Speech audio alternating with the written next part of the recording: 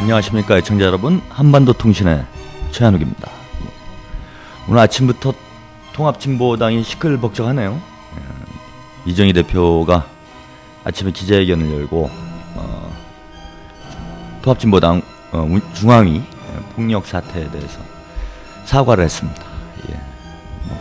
좀 때려진 감은 있지만 통합진보당이 이제 분당의 길로 가느냐 아니면 수습의 길로 가느냐라는 이 중대한 분수령에 사과를 한 이런 기자회견이 진행된 점은 좀 의미 깊게 봐야 되지 않을까 이렇게 생각이 들고요. 또 한편에서는 강기갑 대표가 단식에 들어가겠다 이런 또 입장을 발표를 했네요. 또 노회찬 의원, 이석기 의원과 동반 사퇴론을 주장을 했습니다. 이번 주가 통합진보당 사태의 최대 분수령이 될 것이다 이렇게 다 예측을 해왔는데 아니나 다를까 월요일 오전이 되자마자 당내 주요 인사들이 입장을 발표를 하고 본격적인 막바지였던 그 행보에 들어갔습니다. 지금 분위기로 봐서는 분당 혹은 일부 탈당을 좀 피하기가 어려운 형국이죠. 이미 통합진보당 내 참여계 당원들과 당직자들은 이미 탈당을 시작했다라는 이런 얘기도 들리고 또 여러 정파들이 각자 행보를 이렇게 정리하고 있는 이러한 시기입니다. 이러한 시기에 당내 주요 인사들이 뭔가 노력을 이 노력이 반드시 좋은 결과로 이어진다 이렇게 장담하기는 어렵지만은 아무튼 탈당, 분당을 막기 위해서 노력을 하고 있는 것이 그나마 다행스럽다라고 생각이 들고요. 아무튼 이런 노력들이 좀 결실을 맺어서 통합진보당이 분당까지 가는 이런 사태는 빚어지지 않기를 기대를 해봅니다.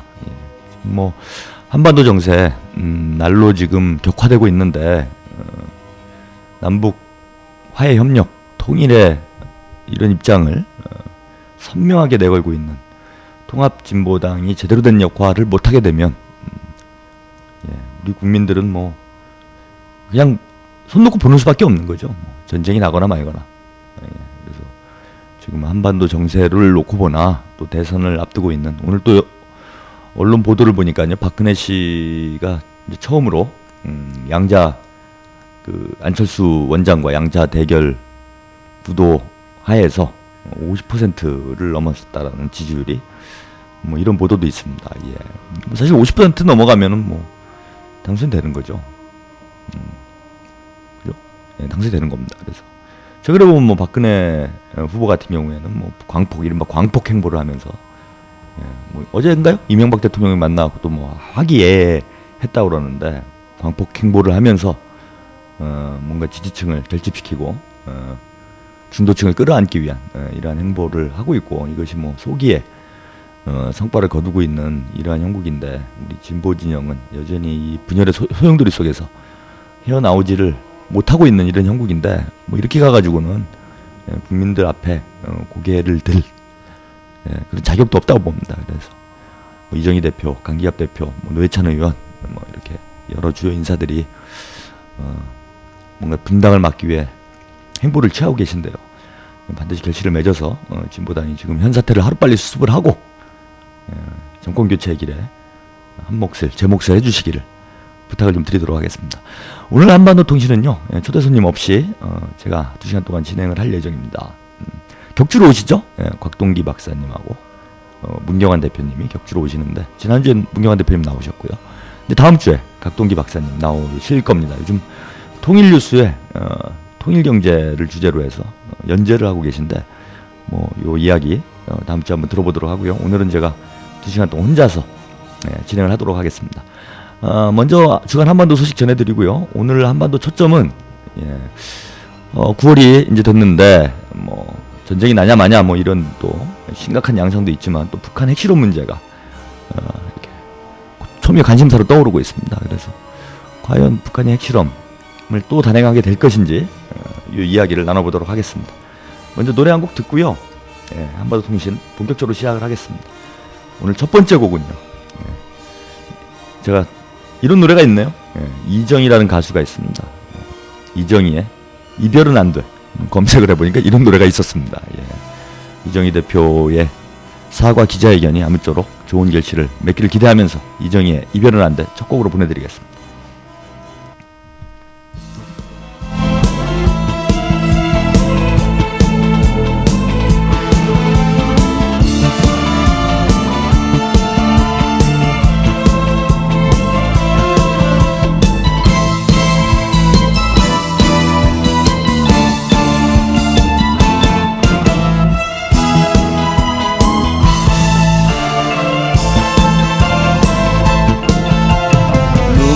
섞인 이별의 잔을 단숨에 비워버리고 너 떠나면 서른 가슴 넘쳐나는 눈물의 홍수 어찌하나 사랑할 때 둘이서 흘린 눈물은 기쁨의 눈물이라 하지만 혼자 남아 외로워지면 그땐 정말 어떻게 하나 안 갈 수는 없겠니 이별은 안 돼 이대로는 보낼 수 없어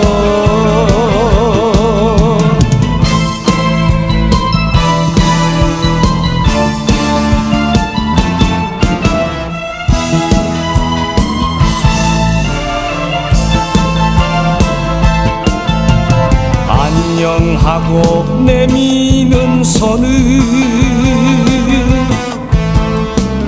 무심히 잡아버리고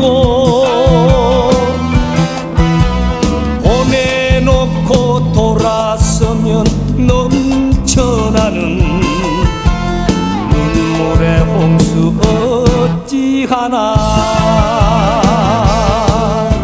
서로 좋아 둘이서 흘린 눈물은 사랑의 눈물이라 하지만 혼자 남아 서러워지면 그땐 정말 어떻게 하나 안 갈 수는 없겠니 이별은 안 돼 이대로는 보낼 수 없어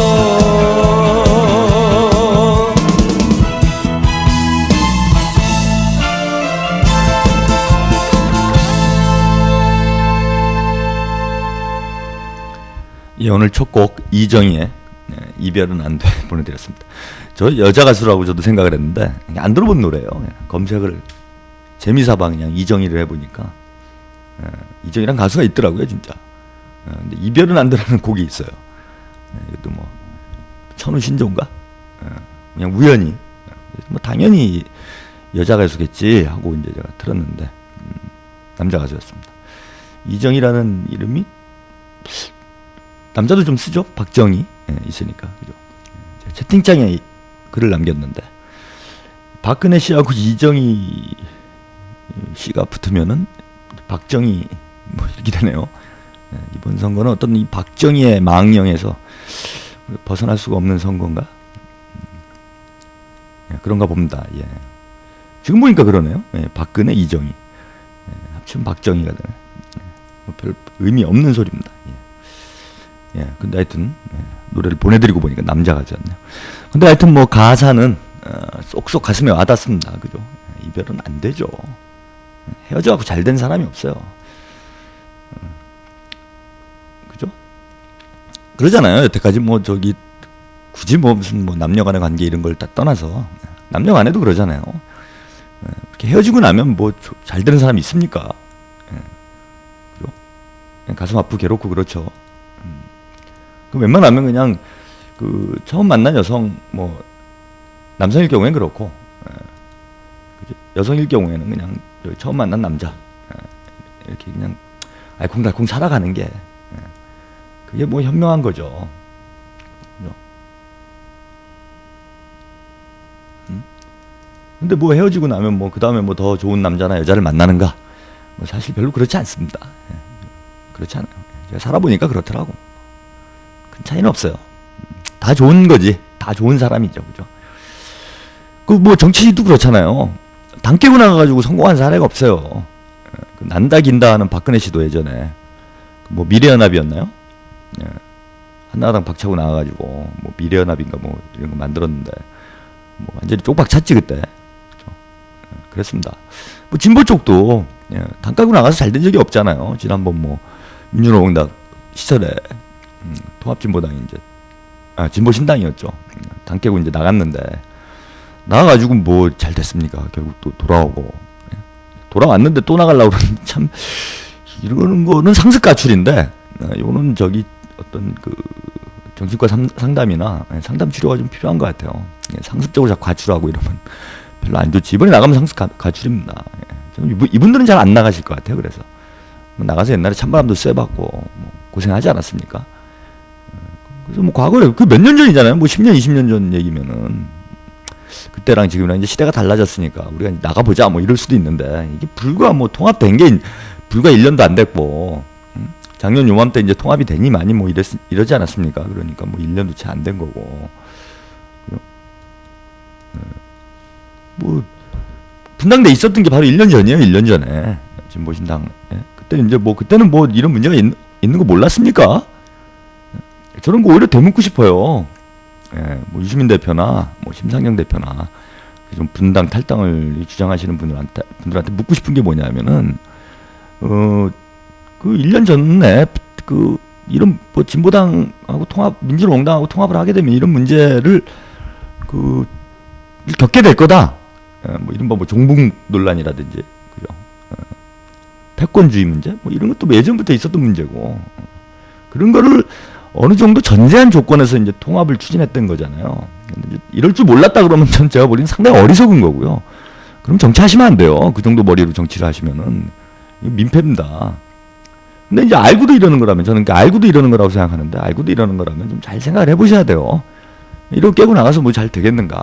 당을 만든다고 그래서 잘 될 리도 없고, 그죠? 뭐 진보당 뭐 지금 지지율이 뭐 3% 이렇게 나오고 있는데 뭐 당 하나 따로 만들어가지고 뭐 한다고 그래가지고 뭐 반반씩 나눠가면 1.5%잖아요. 뭐 그러면 뭐 거기 뭐 유시민 뭐 이런 분들이 나와가지고 당을 만들어 놓으면 국민들이 여기는 정말 대중적 진보 정당이다. 여기는 정말 어떤 합리적 진보다 그래갖고 뭐 지지를 해주겠습니까? 다 똑같은 놈이죠. 국민들 보기엔 다 똑같은 거예요. 그죠? 지금 상황이 그렇다는 겁니다. 지금 상황에서는 나중에 모르겠지만은 지금 상황에서는 뭐 자기들끼리 싸워가지고 이렇게 된 건데 이게 뭐 외부에서 무슨 뭐 문제가 생긴 것도 아니고 그냥 자기들끼리 싸운 거잖아요. 그래갖고 이렇게 된 판국에 뭐 누구는 낫고 누구는 덜 낫고 이게 당 깨고 나가면 뭐 이 사람들은 건전하고 저 사람들은 뭐 진짜 패권 세력이고 국민들이 이렇게 인식합니까? 에이구 저 진보들은 저 모이기만 하면 또 싸우고 또 깨고 또 분당에 또 당을 만들고 저것들은 당 만드는 기계인가 뭐 이런 얘기나 나오는 겁니다. 결과론적으로는 그런 거밖에 안 나와요. 그리고 이번 사태가 이게 매우 복잡하기 때문에 국민들이 어떤 진실에 접근하기가 상당히 어렵습니다. 그래도 뭐 아실 만한 분 다 아시겠지만은 뭐 복잡한 생업에 하루하루 밥 벌어 먹고 살기도 어려우신 국민들한테 이 복잡한 문제를 어떻게 납득을 시켜요? 그게 이제 뭐 이른바 혁신파건 뭐 구당권파건 어디건 간에 문제 자체가 매우 복잡하기 때문에 국민들이 이게 뭐 도대체 무엇 때문에 저러는지 저희 어머니는 나름대로 뭐 그 진보당 제가 뭐 이런 활동을 하니까 진보당에 관심 가지고 보시는데도요 맨날 저만 보면 물어보시는 게 그런 거예요. 넌 왜 그러는 거니? 그래요. 왜 그러는 거니? 제가 여쭤봤어요. 아니 2달이 넘도록 언론에서 그렇게 떠들어댔는데 도대체 지금도 왜 그러는 건지를 모르시냐고. 그래도 저희 어머니 한 번 먹고 살기 바빠 죽겠는데 니들이 또 무슨 뭐 치고받고 싸우건 말건데 뭔 상관이냐고. 그냥 싸우는 거나 보는 거지. 그 말이 맞습니다. 뭐 진보당이 뭘 하고 있는지 그걸 어떻게 합니까? 결과만 알게 되는 거예요, 사실은. 그죠? 결과만 나오는 겁니다. 그러면 또, 아유, 저것들 또 갈라섰구나. 또 저 지랄이구나. 그 뻔한 거 아닙니까? 저것들 모이면 싸우는 거야. 얼마나 잘났길래. 아유, 재수없어. 그죠? 그런 거잖아요. 이제 잘난 사람들 보면 재수없어요. 예, 저도 뭐 잘난 게 없는 사람이라 잘난 사람들 보면 재수가 없습니다. 그래서 제가 정 하나를 갈구는 거예요. 예, 잘난 사람들 보면 재수가 없거든. 예. 그러잖아요, 사람 심리가. 예. 뭐 자기 잘났다고 막 떠들어대는 사람은 뭐 그렇게 좋아하지 않습니다. 예. 또 결국은 둘 다 망하는 거죠, 뭐. 제가 볼 때 뭐 옳고 그름이 어디 있습니까, 지금 이 상황에. 둘 다 망하는 길로 가는 거다. 그래서 이게 죽이 되건 밥이 되건 좋으나 고우나 그래도, 그죠? 예. 지금 바로 정하나가 제가 그 얘기를 하자마자 바로 지금 제가 뒷모습을 어떻게 보면서 방송을 해야 돼요. 방송 구조가 좀 이상하게 돼 있는데 사실 마주보고 방송하는 것보다는 낫지. 바로 지금 바로 돌아보면서 감시의 눈초리를 보내고 있습니다. 뭐 입은 웃고 있는데 보니까 눈빛은 도끼가 서려 있어요. 지금. 오늘 또 말을 잘못했구나 내가. 오늘 애국전선 녹음하는 날인데 이따 또 갈굼 당하겠구나. 이런 생각이 좀 희번뜩. 우리 영화나 눈이 크잖아요. 눈이 큽니다. 눈 동그랗게 뜨면 사실 약간의 공포감을 느껴요. 아닌 척하지만은 센 척하지만 약간의 공포감을 느낍니다. 근데 아무튼 지금 마주보면서 뒤통수를 마주보면서 방송을 해야 되기 때문에 제가 바로 한마디 잘못하면 바로 징계가 들어와요. 징계가 그냥 눈빛에 징계가 들어옵니다. 이게 약간 옆으로 샜지만은 아무튼 그렇다는 겁니다. 그래서 어떻게든 뭐 힘을 합치하고 잘 갈 도리를 해야 돼요. 저는 그래 주시길 바랍니다. 뭐 유시민 대표 같은 경우에 특히 이번에 깨면 이제 세 번째잖아요. 제가 뭐 이런 얘기하면 좀 과한 얘기긴 한데 이거 뭐 이인재 씨하고 이제 어떤 그 같은 반열에 올라가게 되는 거예요. 진보의 이인재가 되는 거죠. 뭐 이거 이렇게 되면은. 그러니까 이 내용을 따라서 그렇잖아요. 일단은 뭐 결혼을 한 3번 했다. 그럼 뭐 따지고 들어보면 다 이유가 있죠. 이혼하고 뭐 이렇게 되는 다 이유가 있겠죠. 그리고 알고 보니까 3번 다 정말 어떻게 참 결혼을 해도 남자를 만나도 혹은 여자를 만나도 뭐 특히 진짜 지질궁상 뭐 악처 악부만 만나가지고 고생을 했다. 그게 사실이라고 하더라도 사람들 생리가 일단 3번씩 뭔가 이혼을 했다. 한두 번도 아니고 한두 번이 할 수 있죠. 뭐 살다 보면은 서로 마음이 안 맞을 수도 있고 뭐 이런 것도 있고 뭐 이런데 한 3번씩이나 이혼을 했다 이러면은 이거는 이제 아무리 뭐 결혼 상대자가 아무리 문제가 있다고 그래도 일단 본인이 문제가 있는 거죠. 이거는 그잖아요. 뭐 일반적으로 3번 하는 건 아니니까. 그리고 뭐 그렇지 않습니까? 결혼 생활이라는 게. 저도 요즘은 이제 뭐 처가 안 들어요. 한반도 통신은. 애국전선은 간혹 듣기 때문에 애국전선에서는 좀 조심해야 되는데 한반도 통신은 우리 처가 잘 안 듣습니다. 이게 좀 따분하기 때문에 방송이. 이제 처 얘기를 좀 해도 되는데 뭐 우리 처가 뭐 지금 제가 한 10년 가까이 살았는데 뭐 그렇게 아름답고 뭐 정말 완벽한 존재이고 천사 같아서 살겠습니까? 우리 애청자분들 중에서도 뭐 한 10년 이상 이렇게 결혼 생활 하시는 분들 있잖아요. 많잖아요. 그리고 제가 보니까 중년 남성분들이 제 방송에 이제 주요 애청자신 것 같은데 뭐 솔직히 얘기해가지고 뭐 지금 뭐 처가 그렇게 사랑스러워 죽겠습니까? 닦아놓고 남자들끼리 남자들 남자로 뭐 여성도 마찬가지예요. 저희 처는 대놓고 그래요. 너 보기 싫어 뭐 이런 얘기를 우리는 뭐 아침에 보면은 뭐 다른 부분들은 뭐 뽀뽀를 하고 뭐 헤어지고 뭐 여보 잘 가 뭐 이런다는데 아침에 여기나 안 얻어먹고 이제 나오면 다행입니다. 저는 뭐 그렇게 뭐 서로 이렇게 사랑이 넘쳐서 사는 거 아니잖아요. 그죠? 그럼에도 불구하고 서로 부족함이 있음에도 뭐 인내하고 아껴주고 사랑하고 또 그러다 보면 또 좋은 감정이 많이 생기잖아요. 또 그러면 정드는 거예요. 우리가 흔히 정이라고 그러죠. 뭐 결혼이 사랑 가지고 결혼하는 거 아니라고 봅니다. 사랑 위에 전 정이 있다고 봐요. 예전에는 이제 어른들이 이런 소리 하면은 아유 저 고리타분한 소리 하네 제가 그런 소리 했는데 그죠? 사랑은 뜨거워야지. 연애는 막 그냥 그런 거 있잖아. 막 헐리우드 영화에 막 그런 것처럼 뭐 나인 앤 하프 위크 뭐 그런 거 있잖아요. 막 뭐 불불 타야지. 근데 그거 뭘 한때 얘기고 한때 얘기입니다. 힘들어요. 그렇게 불타면 힘들어요 더 하고. 결혼해보시 마라. 우리 발칙한 정치자님은 아직 제가 미혼으로 알고 있습니다. 잘 모르는 거예요. 안 와닿지 지금. 불타면 더 힘들어요 오히려. 적당히 해야지. 적당히 해야 됩니다. 근데 하여튼 뭐 그렇게 정으로 이제 살아가다 보면 정이 들고 또 그게 더 애틋해요. 더 좋아요. 지금 제가 뭐 뒷수습인지 모르겠는데 저가 그렇다고 싫다는 게 아닙니다. 근데 20대와 같은 그런 감정하고는 좀 다른 감정이라는 거죠. 지금 40대에 와서 우리 부인한테 느끼는 감정, 정이라는 거는 아유 저 왼수, 에휴 그래도 같이 살아야지 뭐 이런 거 있잖아요. 왼수인데 왠지 왼수가 없으면 허전하고 괴롭고 뭐 그런 거 있어. 일단 연애, 그 말씀 맞네. 일단 연애부터는 해야지. 그러니까 뭐 이 정치도 그런 거잖아요. 뭐 다 마음이 맞고 뭐 무슨 다 그 어떤 그 너무너무 우리가 서로 뜻이 맞기 때문에 서로 가는 정말 지향이 뚜렷하고 모든 게 너무 서로 그지 아름답기 때문에 통합이 된 게 아니지 않습니까? 다 서로 문제가 있는 거 부족한 걸 다 알고 이제 통합의 길로 온 건데 이제 와가지고 저 여자 알고 보니까 뭐 별로였어 뭐 그래갖고 이혼하자 그러면 뭐 결혼생활 앞으로 되겠어요? 저는 앞으로도 제가 볼 때는 이렇게 하면은 유시민 대표 마음에 드는 그 어떤 정당 반려자를 만나는 건 저는 현실적으로 어렵다고 봅니다. 일단 상대방도 불안하잖아요. 저 까다로운 남자를 내가 이혼을 3번씩이나 한 까다로운 남자를 내가 어떻게 좀 감당을 할 수 있을까? 뭐 이런 생각이 안 들겠어요. 이제 앞으로 결혼하고 싶은 사람이 생긴다고 그래도 그런 사람이 있을런지 제가 볼 땐 참 의문점이지만은 여기서 말하는 건 정치적 결혼입니다. 오해하지 마세요.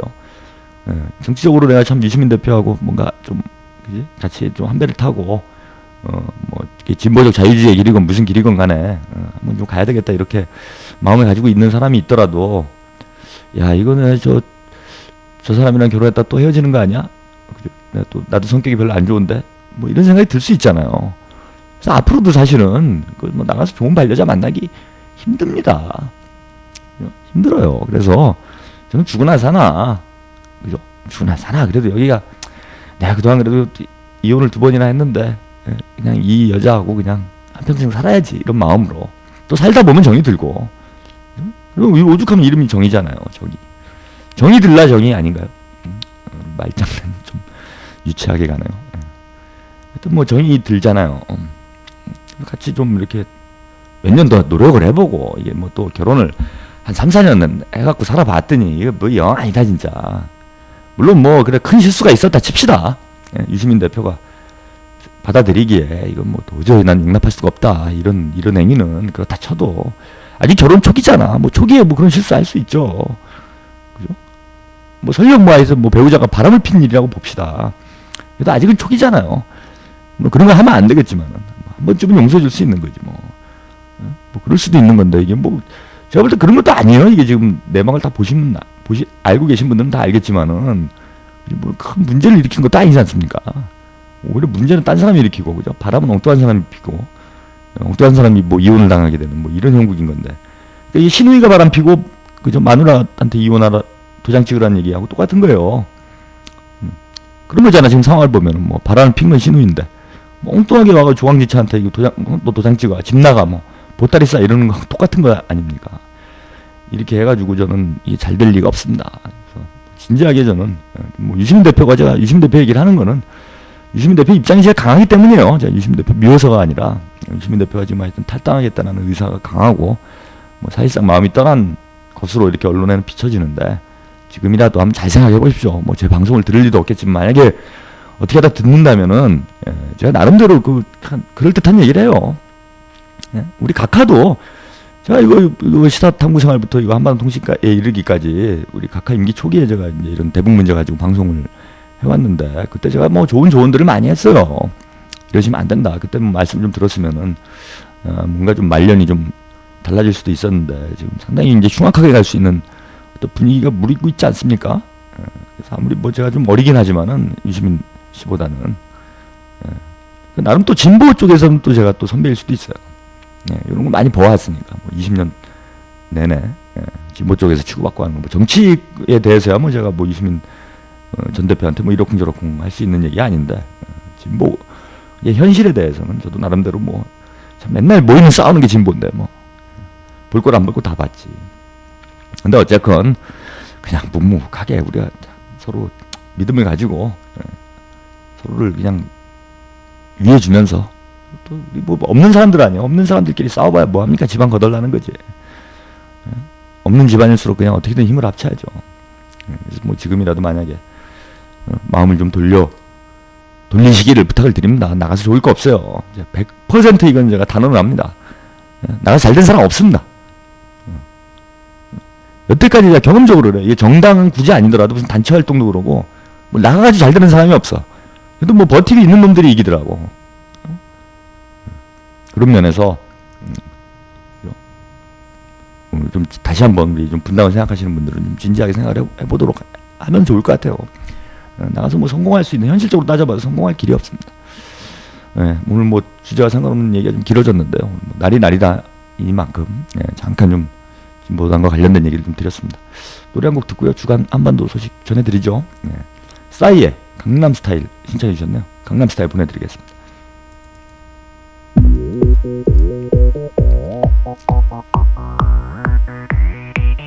오빠 강남스타일 강남스타일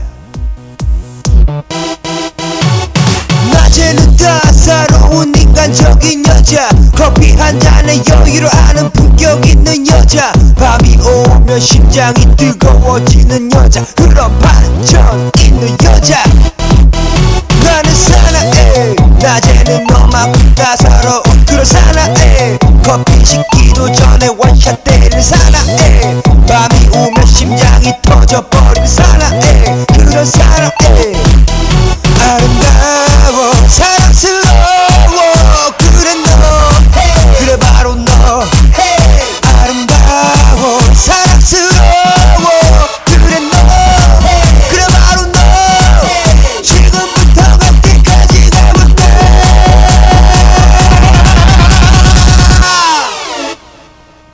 오빤 강남스타일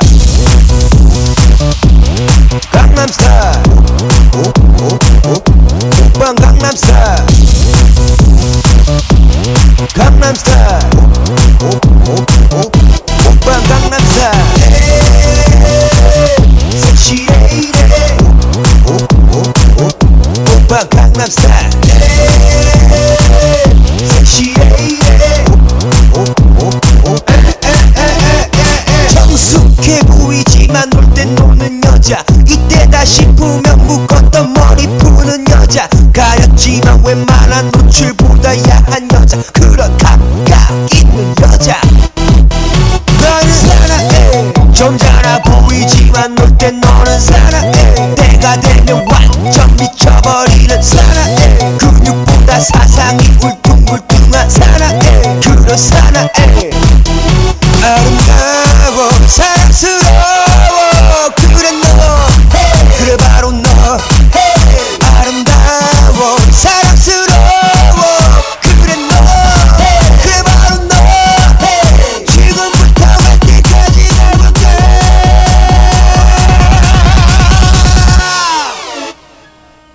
오빠 강남스타일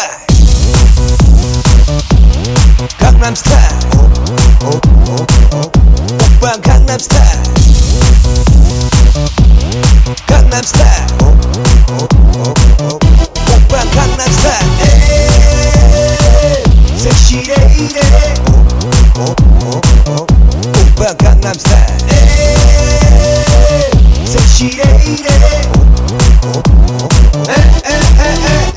뛰는 놈 그 위에 나는 놈 베이비 베이비 나는 뭘 좀 아는 놈 뛰는 놈 그 위에 나는 놈 베이비 베이비 나는 뭘 좀 아는 놈 오빤 강남스타일 섹시 레이디 오빤 강남스타일 섹시 레이디 오빤 강남스타일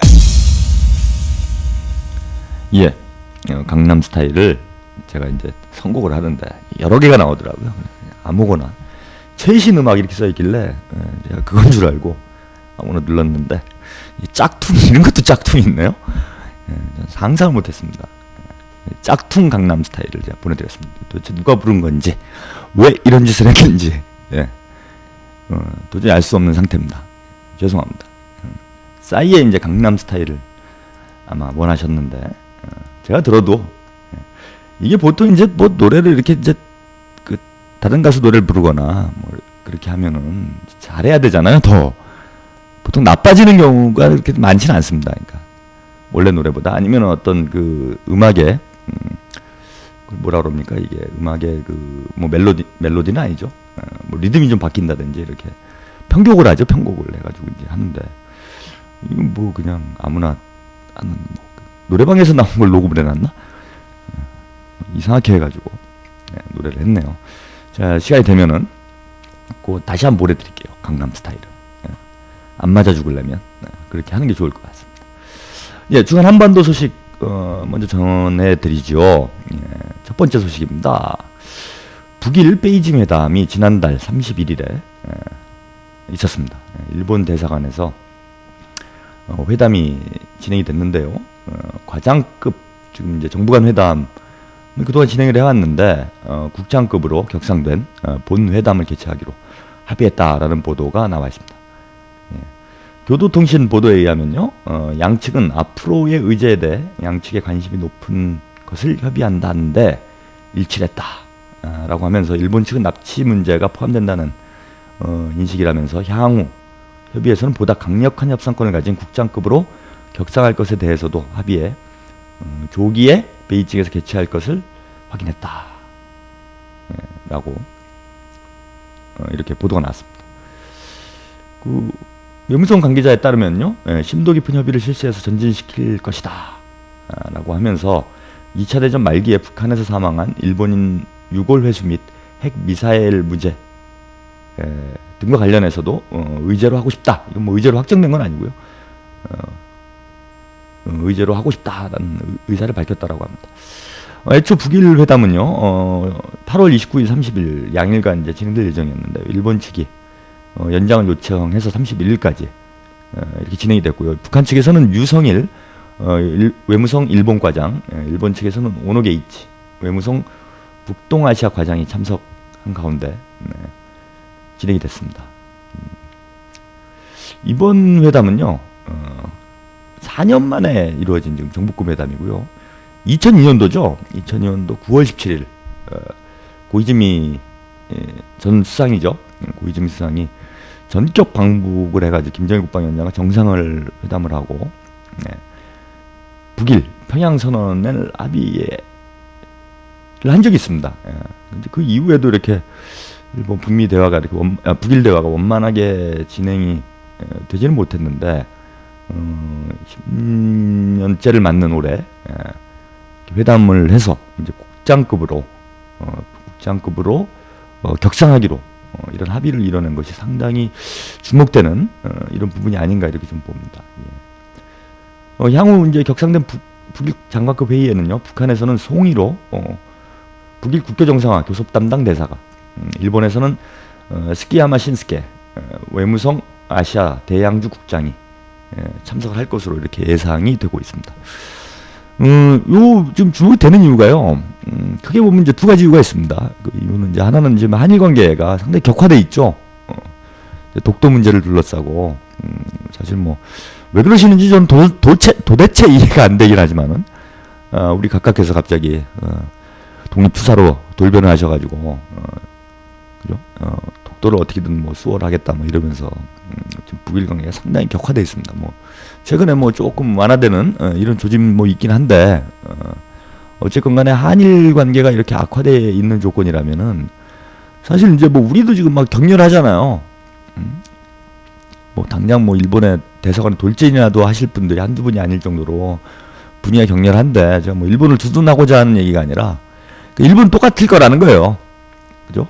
일본 뭐 다케시마가 우리 땅이다 뭐 이러고 앉아 있는 건데 우리가 보기에는 참 저 나쁜 놈들 좀 황당무계한 소리 하는구나 이렇게 생각을 하겠지만 또 일본 국민들은 그렇게 교육을 안 받았을 테니까 그죠? 일본 그냥 평범한 일본 국민들은 물론 뭐 지각 있는 분들도 있습니다. 뭐 어제 보니까 뭐 70대 노인이 일본의 한 70대 노인이 일본 정부 측인가요? 한국 대사관 측이군요. 한국 대사관 측에 독도는 한국 땅이다 뭐 이런 서한을 보냈다는 기사가 나와가지고 많은 국민들이 뭐 박수를 치고 뭐 이러는데 저는 뭐 개인적으로 그건 대단한 일이라고 봅니다. 그죠? 왜 대단한 일이라고 보냐 하면은 물론 이게 비교할 건 그렇게 비교할 건 아니지만은 우리가 이제 우리 한국 사람 제가 이제 아무리 곰곰이 생각을 해봐도 독도는 일본 땅인 것 같다. 그래서 다케시마는 일본 땅이다 이래가지고 일본 대사관에 가가지고 서한을 제가 한번 보냈다고 한번 생각을 해보세요. 서한을 일본에 보냈다. 물론 이건 뭐 그렇게 비교할 문제는 아닙니다. 왜? 독도가 우리 땅이라는 건 이제 명백한 역사적 사실이고 실효적 사실이죠. 우리가 실제 뭐 독도를 관할을 하고 있기 때문에 역사적 사실이자 실효적 사실이기 때문에 이거에 대해서 이제 반론의 여지가 없고, 그러니까 일본에 있는 국민들 중에서도 뭐 독도가 자기네 땅이라고 우기는 이런 사람에 대해서, 이런 의견에 대해서 뭐 반감을 갖는 이런 합리적인 분들이 나오는 거고, 한국식에는 그런 사람이 없는 거는 이게 뭐 얼토당토 안 하는 주장이니까요. 뭐 그런 사람이 없는 건 뭐 당연한 거긴 하지만은 뭐 만약이라도 그런 사람이 나와가지고 일본 대사관에다 다케시마 맞다 일본 땅이 이런 편지를 보냈다고 한번 생각을 해보세요. 그러면은 제가 보냈다 칩시다. 그런 짓을 할 만한 사람 저밖에 없으니까. 제가 보냈다 치면은 제가 이거 뭐 우리나라에 살 수가 있을까요? 안 맞아 죽으면 다행이죠. 안 맞아 죽으면 다행입니다. 그 일본에서는 또 분위기가 그럴 거예요. 우리가 보기엔 이해가 안 되는 뭐 그런 상황이지만 일본 사람들이 보기엔 또 그 노인인데 뭐 무슨 봉변을 당할지 모르죠. 그 노인이 지금 일왕의 사과를 요구하면서 일본 대사관 앞에서 이게 일왕이 아니고 이건 우리나라 노인인 거죠. 아까 제가 말씀드린 그 노인, 일본 노인이 아니고 뭐 대단한 용기인 겁니다. 그거는 대단한 용기예요. 그죠? 좀 대단한 측면이 있다고 봅니다. 근데 아무튼 지금 뭐 한일 관계가 이렇게 격화가 돼 있는데, 한일 관계가 이렇게 안 좋으면 사실 북일 관계는 더 안 좋을 수 있죠. 그죠? 그러니까 일본 사람들은 이제 한국이랑 북한이랑 다 조선이고 분리가 안 되잖아요. 분리가 되더라도 뭡니까? 북한을 싫어하면 싫어했지. 그죠? 북한을 더 싫어하겠죠. 아무래도 우리 뭐 월드컵도 같이 하고, 또 우리 각하 대통령이 이제 일본인이고 그러니까. 그죠? 대통령이 일본인이고 그러니까 이제 호감이 있을 수 있는데, 그죠? 호감이 있을 수 있는데, 북한 같은 경우에는 뭐 역사적으로 봐도 그렇고, 뭐 지금 정서적으로 봐도, 이념적으로 봐도 그렇고, 북한 뭐 더 감정이 안 좋죠. 뭐 이런 상황 아닙니까? 그러니까 독도 문제를 둘러싸고 한일 관계가 악화되면 북일 관계는 더 악화되는 게 상식이라는 거예요. 그리고 그런 감정이 이제 주로 이제 우리 제일 동포들한테 많이 돌아가게 되는데, 뭐 이름도 안 바꾸고 악착같이 버티는 뭐 이런 제일 동포 분들이 어떤 이른바 이제 민족적 정체성을 지켜 나가야 된다 이런 입장을 가지고 있는 분들이 주로 이제 총련이라고 그러죠. 우리 쪽에서 이제 조총련이라고 하는데, 조총련계에 있는 분들이 많잖아요. 그러니까 뭐 우리는 이제 뭐 북한 쪽 제일 동포다 이렇게 알고 있지만 또 청년 분들 입장은 좀 다르죠. 이제 우리는 북한 사람도 남한 사람도 아니다 뭐 이런 또 입장 가지신 분들인데, 근데 어쨌건 간에 뭐 청년이 이제 어쨌건 친북적이다 이런 인식을 가지고 있는데, 뭐 그런 분들한테 이제 어떤 감정 표현이 되잖아요. 그런 게 이제 통례적이고, 그러면 이제 북일 관계가 안 좋으면은 남북 관계가 안 좋으면 남북 관계래네. 오늘 이렇게 횡설수설합니까? 노래도 이상한 걸 들더니. 한일 관계가 안 좋아지면 북일 관계는 더 악화될 거라는 거예요. 근데 이런 시점에 뭐 10년 내 정상회담을 한 게 10년 전인데 그동안도 뭐 북일 대화가 뭐 지지부진했던 이런 형국에 지금같이 반한 감정이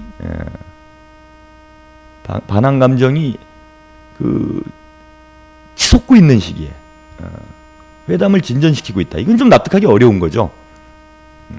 그런 측면에서 이건 상당히 주목되는 부분이 있다라는 겁니다. 그러니까 예컨대 일본 입장에서 보면은 뭐 북한이야 뭐 예전부터 뭐 일본하고 관계 개선을 하는 걸 원하고 있었고, 일본뿐만 아니라 미국과도 관계 개선을 그죠? 원하고 있었는데, 뭐 일본이나 미국 쪽이 그걸 별로 싫어하는 거잖아요. 그러니까 뭐 북한이야 뭐 이전부터 가능하면 빨리 관계 정상화하자. 물론 뭐 북한에서 요구하는 게 일본에 들어주기 어려운 측면 있는 부분들이 있죠. 어려운 측면이 아니라 당연히 해야 되는 건데 일본 사람들이 안 하는 거지. 왜냐하면 북한하고 이제 관계 정상화를 하려면은 과거사 문제를 정리를 해야 되잖아요. 그러면 이제 식민지 피해에 대한 보상도 해야 되고 뭐 이런 이제 아주 실질적으로 일본 측에서 이제 부담스러운 뭐 이런 문제들이 있기 때문에 회담도 차일피일 늦어지는 이런 것도 있지만은 어쨌건 뭐 북한에서는 그죠? 북일 관계를 좀 정상화해서 대외적인 환경도 좀 개선을 하고 또 지금 뭐 경제 발전해야 되는데 일본의 어떤 식민지 배상 이런 것들이 이루어지게 되면 뭐 큰 도움이 될 수 있기 때문에 북한에서야 뭐 당연히 적극적으로 북일 관계를 개선하려는 쪽으로 뭐 저는 움직이려는 경향이 강하다라고 봅니다. 이제 근데 이제 반면에 일본은 좀 다르다는 거죠. 일본은 예전부터 이제 뭐 북한에 대해서 안 좋은 감정을 가지고 있고 또 이제 북한의 어떤 사회주의 정권 뭐 이념 체제 이런 거에 대해서도 뭐 좋은 인식을 안 가지고 있잖아요. 뭐 여차하면 이제 미국하고 합세를 해가지고 뭐 북한을 또 붕괴시켜 보자 뭐 이런 생각 가진 이게 일본 정부 쪽의 입장이고 게다가 지금 뭐 이제 북일 한일 관계가 보면은 아주 크게 악화돼 있는 상황에 일본에서 뭐 굳이 지금 뭐 북일 대화의 어떤 그 급을 격상시키는 이런 진전을 이룰 필요가 있나? 그거는 일단 뭐 일본 쪽에서 뭔가 급한 일이 생겼다는 겁니다. 북한하고 관계 개선을 추진해야 될 만한 상황적으로 좀 급한 일이 생긴 거 아닌가? 뭐 그게 뭐건 간에 뭐 그런 면에서 좀 주목이 되지 않나 이런 거고요. 또 두 번째는 지금 한반도 정세가 이제 심상치가 않습니다. 지난주에 이제 동북아의 그 문경환 대표 나오셔가지고 좀 이야기를 나눴었죠. 이제 뭐 전쟁이 나나마냐 사실상 뭐 북한 지도부는 전쟁 명령을 지금 내린 거다. 이제 선택은 이제 우리 쪽에 달려 있는데 뭐 다행스럽게도 프리덤 가디언 훈련 기간 중에는 뭐 큰 불상사가 벌어지진 않았습니다. 이걸 다행이라고 얘기하는지 이제 뭐 태풍이 막 2개 나오고 이러면서 이제 훈련이 후지부지 돼버렸죠. 뭐 중단도 되고 후지부지 되면서 이것이 큰 물리적 충돌로 일단 이어지지는 않는 뭐 다행스럽게 상황이 그렇게 됐는데 이제 앞으로도 이게 뭐 북한에 철회한 게 아니잖아요. 이번 훈련만 딱 그 얘기를 이번 훈련만 그 전제로 해서 얘기를 한 게 아니라 앞으로 뭐 어떤 군사 훈련이 벌어지더라도 이런 이제 긴장 관계는 격화될 수밖에 없고 지금 이제 남북 관계도 아주 최악의 상황이고요. 미국과의 관계도 뭐 뒤에 말씀 좀 드리겠지만은 지금 북한이 경수로가 완공이 돼가면서 북미 관계 또한 뭐 최악의 상황으로 치닫고 있는데 우리가 이른바 한미일 그 합동 뭐 한미일 삼각동맹이라고 그러죠. 삼각동맹 그죠? 이게 한 세트예요. 뭐 우리하고 한미 동맹은 되는데 뭐 미일 동맹은 되고 한미일 삼각 동맹은 안 된다. 뭐 이런 게 아니죠, 그죠? 이게 한 세트로 이제 같이 몰려다니는 건데 북미 남북 관계가 지금 최악의 상황인데 이런 상황에서 일본이 북한과 교섭을 진행한다. 이것도 좀 납득하기 어려운 거죠. 어찌 보면 일본이 뭐 동맹을 이탈하는 행보잖아요, 이거는. 그러니까 미국 정부하고 입장이 좀 다른 거예요. 뭐 미국하고 어떤 교감이 있는지는 모르겠는데 과거 2002년도에 고이즈미 총리도 그랬죠. 고이즈미 총리도 미국에서는 이제 뭐 테러와의 전쟁하겠다, 막 9.11 사건 터지고 테러와의 전쟁한다, 막 이러면서 뭐 테러와의 전쟁하면 당연히 북한이 테러 지원국으로 이렇게 명단이 올라가 있는데 북한하고 뭐 대화하고 좋은 분위기로 갈 수가 없는 거잖아요. 당연히 이제 북미 관계가 악화될 수밖에 없는 그런 시점이었는데 그런 시점에 2002년 9월 13일이죠. 17일. 17일 날 느닷없이 그것도 뭐 미국 쪽에 통보도 하지 않고 느닷없이 고이즈미 총리가 직접 평양으로 날아가 가지고 김정일 국방위원장을 만나서 정상회담을 했습니다. 그런 것과 비견될 만한 좀 그 예상 외에 일본의 행보가 아닌가 이렇게 보이고요. 저는 뭐 이제 일본이 이렇게 행보를 하는 데는 어떻게 보면 이제 미국이나 한국을 개의치 않는 거잖아요. 한국 정부를. 저는 뭐 그런 것 때문에 좀 독도 문제 뭐 이런 거에 영향 좀 가지 않았나 이런 생각도 하고 있는데 미국이나 한국 동맹국들을 고려하지 않고 동맹국의 어떤 공적이라고 할 수 있는 북한하고 관계 정상화 논의를 하고 있다라는 거는 일본 쪽이 뭔가 독자적인 뭐 외교 행보를 한다. 동맹을 이탈해서 동맹의 공적과 대화한다.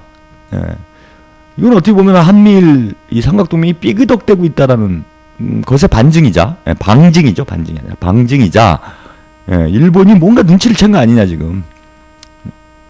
그게 정확히 뭔지는 알 수 없으나 지금 상황에는 미국이나 한국과의 관계보다는 북한과의 관계 개선이 더 중요하다라는 어떤 전략적 판단을 한 거 아닌가 이렇게 봅니다. 뭐 여러 가지 이유가 있을 수 있겠는데, 아무튼 일본 쪽에서는 뭔가 일본 지도부에서는 전략적으로 지금 분위기로 봐서는 이제 북한하고 빨리 관계 개선을 하고 북한하고 관계 개선이 중요한 이유는 이제 동아시아 쪽에 비중을 둔다는 거죠. 일본이 지정학적으로 지금 이제 태평양권과 동아시아권, 유라시아 대륙의 이제 그 동북권과 이렇게 중간 지대에 위치해 있는데 과거에는 이제 태평양권에 뭔가 무게중심을 둔 거죠. 그래서 이제 미국, 북미권과의 관계를 중시해 왔다면은 이제는 좀 동아시아 국가들과의 관계를 중심에 두고 향후 국가 전략을 짜나가겠다. 뭐 이런 어떤 전략적인 방향 전환을 하고 있는 것 아닌가. 뭐 아직은 확신할 수는 없으나 그죠? 하고 있는 것 아닌가 이렇게 좀 봅니다. 그런 의미에서 지금 북일 어떤 대화 앞으로 우리가 좀 주목해서 볼 필요가 있을 것 같고요.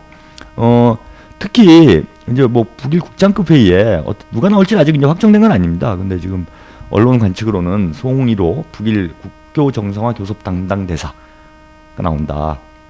그리고 외무성의 아시아 대양주 국장이 나온다. 일본 쪽에서는 이런 걸로 봐서는 이제 국교 정상화 논의가 본격화되는 것 아닌가.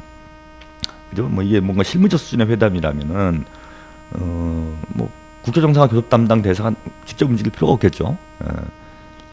근데 이제 국교 정상화 논의를 본격화하기 위한 이러한 수순으로 들어가는 거 아닌가. 이렇게 봅니다. 그래서 향후 북일 관계가 뭔가 정상화될 수 있는 어떤 단초가 마련될 가능성. 이건 뭐 물론 이제 변수들이 있습니다. 어쨌건 뭐 일본이 독자 행보를 시작했다고 하더라도 뭐 미국과 완전히 이 등을 지면서 척을 지면서 독자 행보를 할 수 있는 이런 여건은 아니기 때문에 뭐 일본의 어떤 독자 행보라는 건 이제 상대적 독자 행보죠. 제한성을 가지고 있다라는 겁니다. 그래서 미국과의 어떤 그 관계에 기초한 미국 중심의 관계에 기초한 이런 독자 행보 뭐 이런 쪽으로 가게 될 텐데 그러면은 뭐 일정하게 미국의 동의나 적어도 허용이 있어야 되겠죠. 그러면은 뭐 이제 북미 관계가 어떻게 앞으로 진전되느냐에 따라서 뭐 교섭 속도가 달라지긴 할 건데 뭐 지금 뭐 북미 관계를 놓고 보면은 북미 관계도 이제 임계점이 왔다고 봅니다. 뭐 전쟁이 나든지 지난주에 말씀드린 대로 전쟁이 나든지 아니면은 평화협정을 체결하고 극적으로 전환을 하든지 뭐 둘 중에 하나로 어쨌건 결판을 봐야 되는 이런 정세로 이미 접어들었기 때문에 아마 북미 관계도 조만간에는 큰 변화가 있지 않겠나. 그렇게 되면 북일 관계 정상화 논의도 향후에 급물살을 탈 가능성이 있다. 뭐 이렇게 예상이 됩니다. 노래 한 곡 듣고요. 다음 소식 전해드리죠. 전인권의 걱정 말아요 그대 보내드리겠습니다.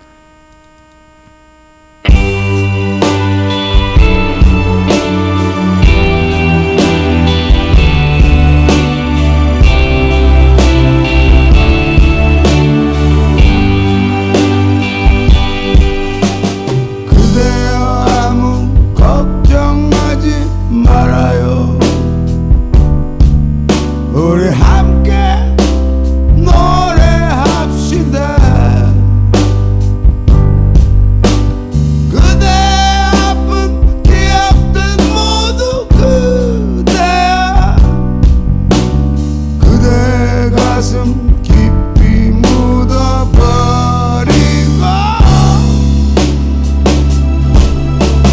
지나간 것은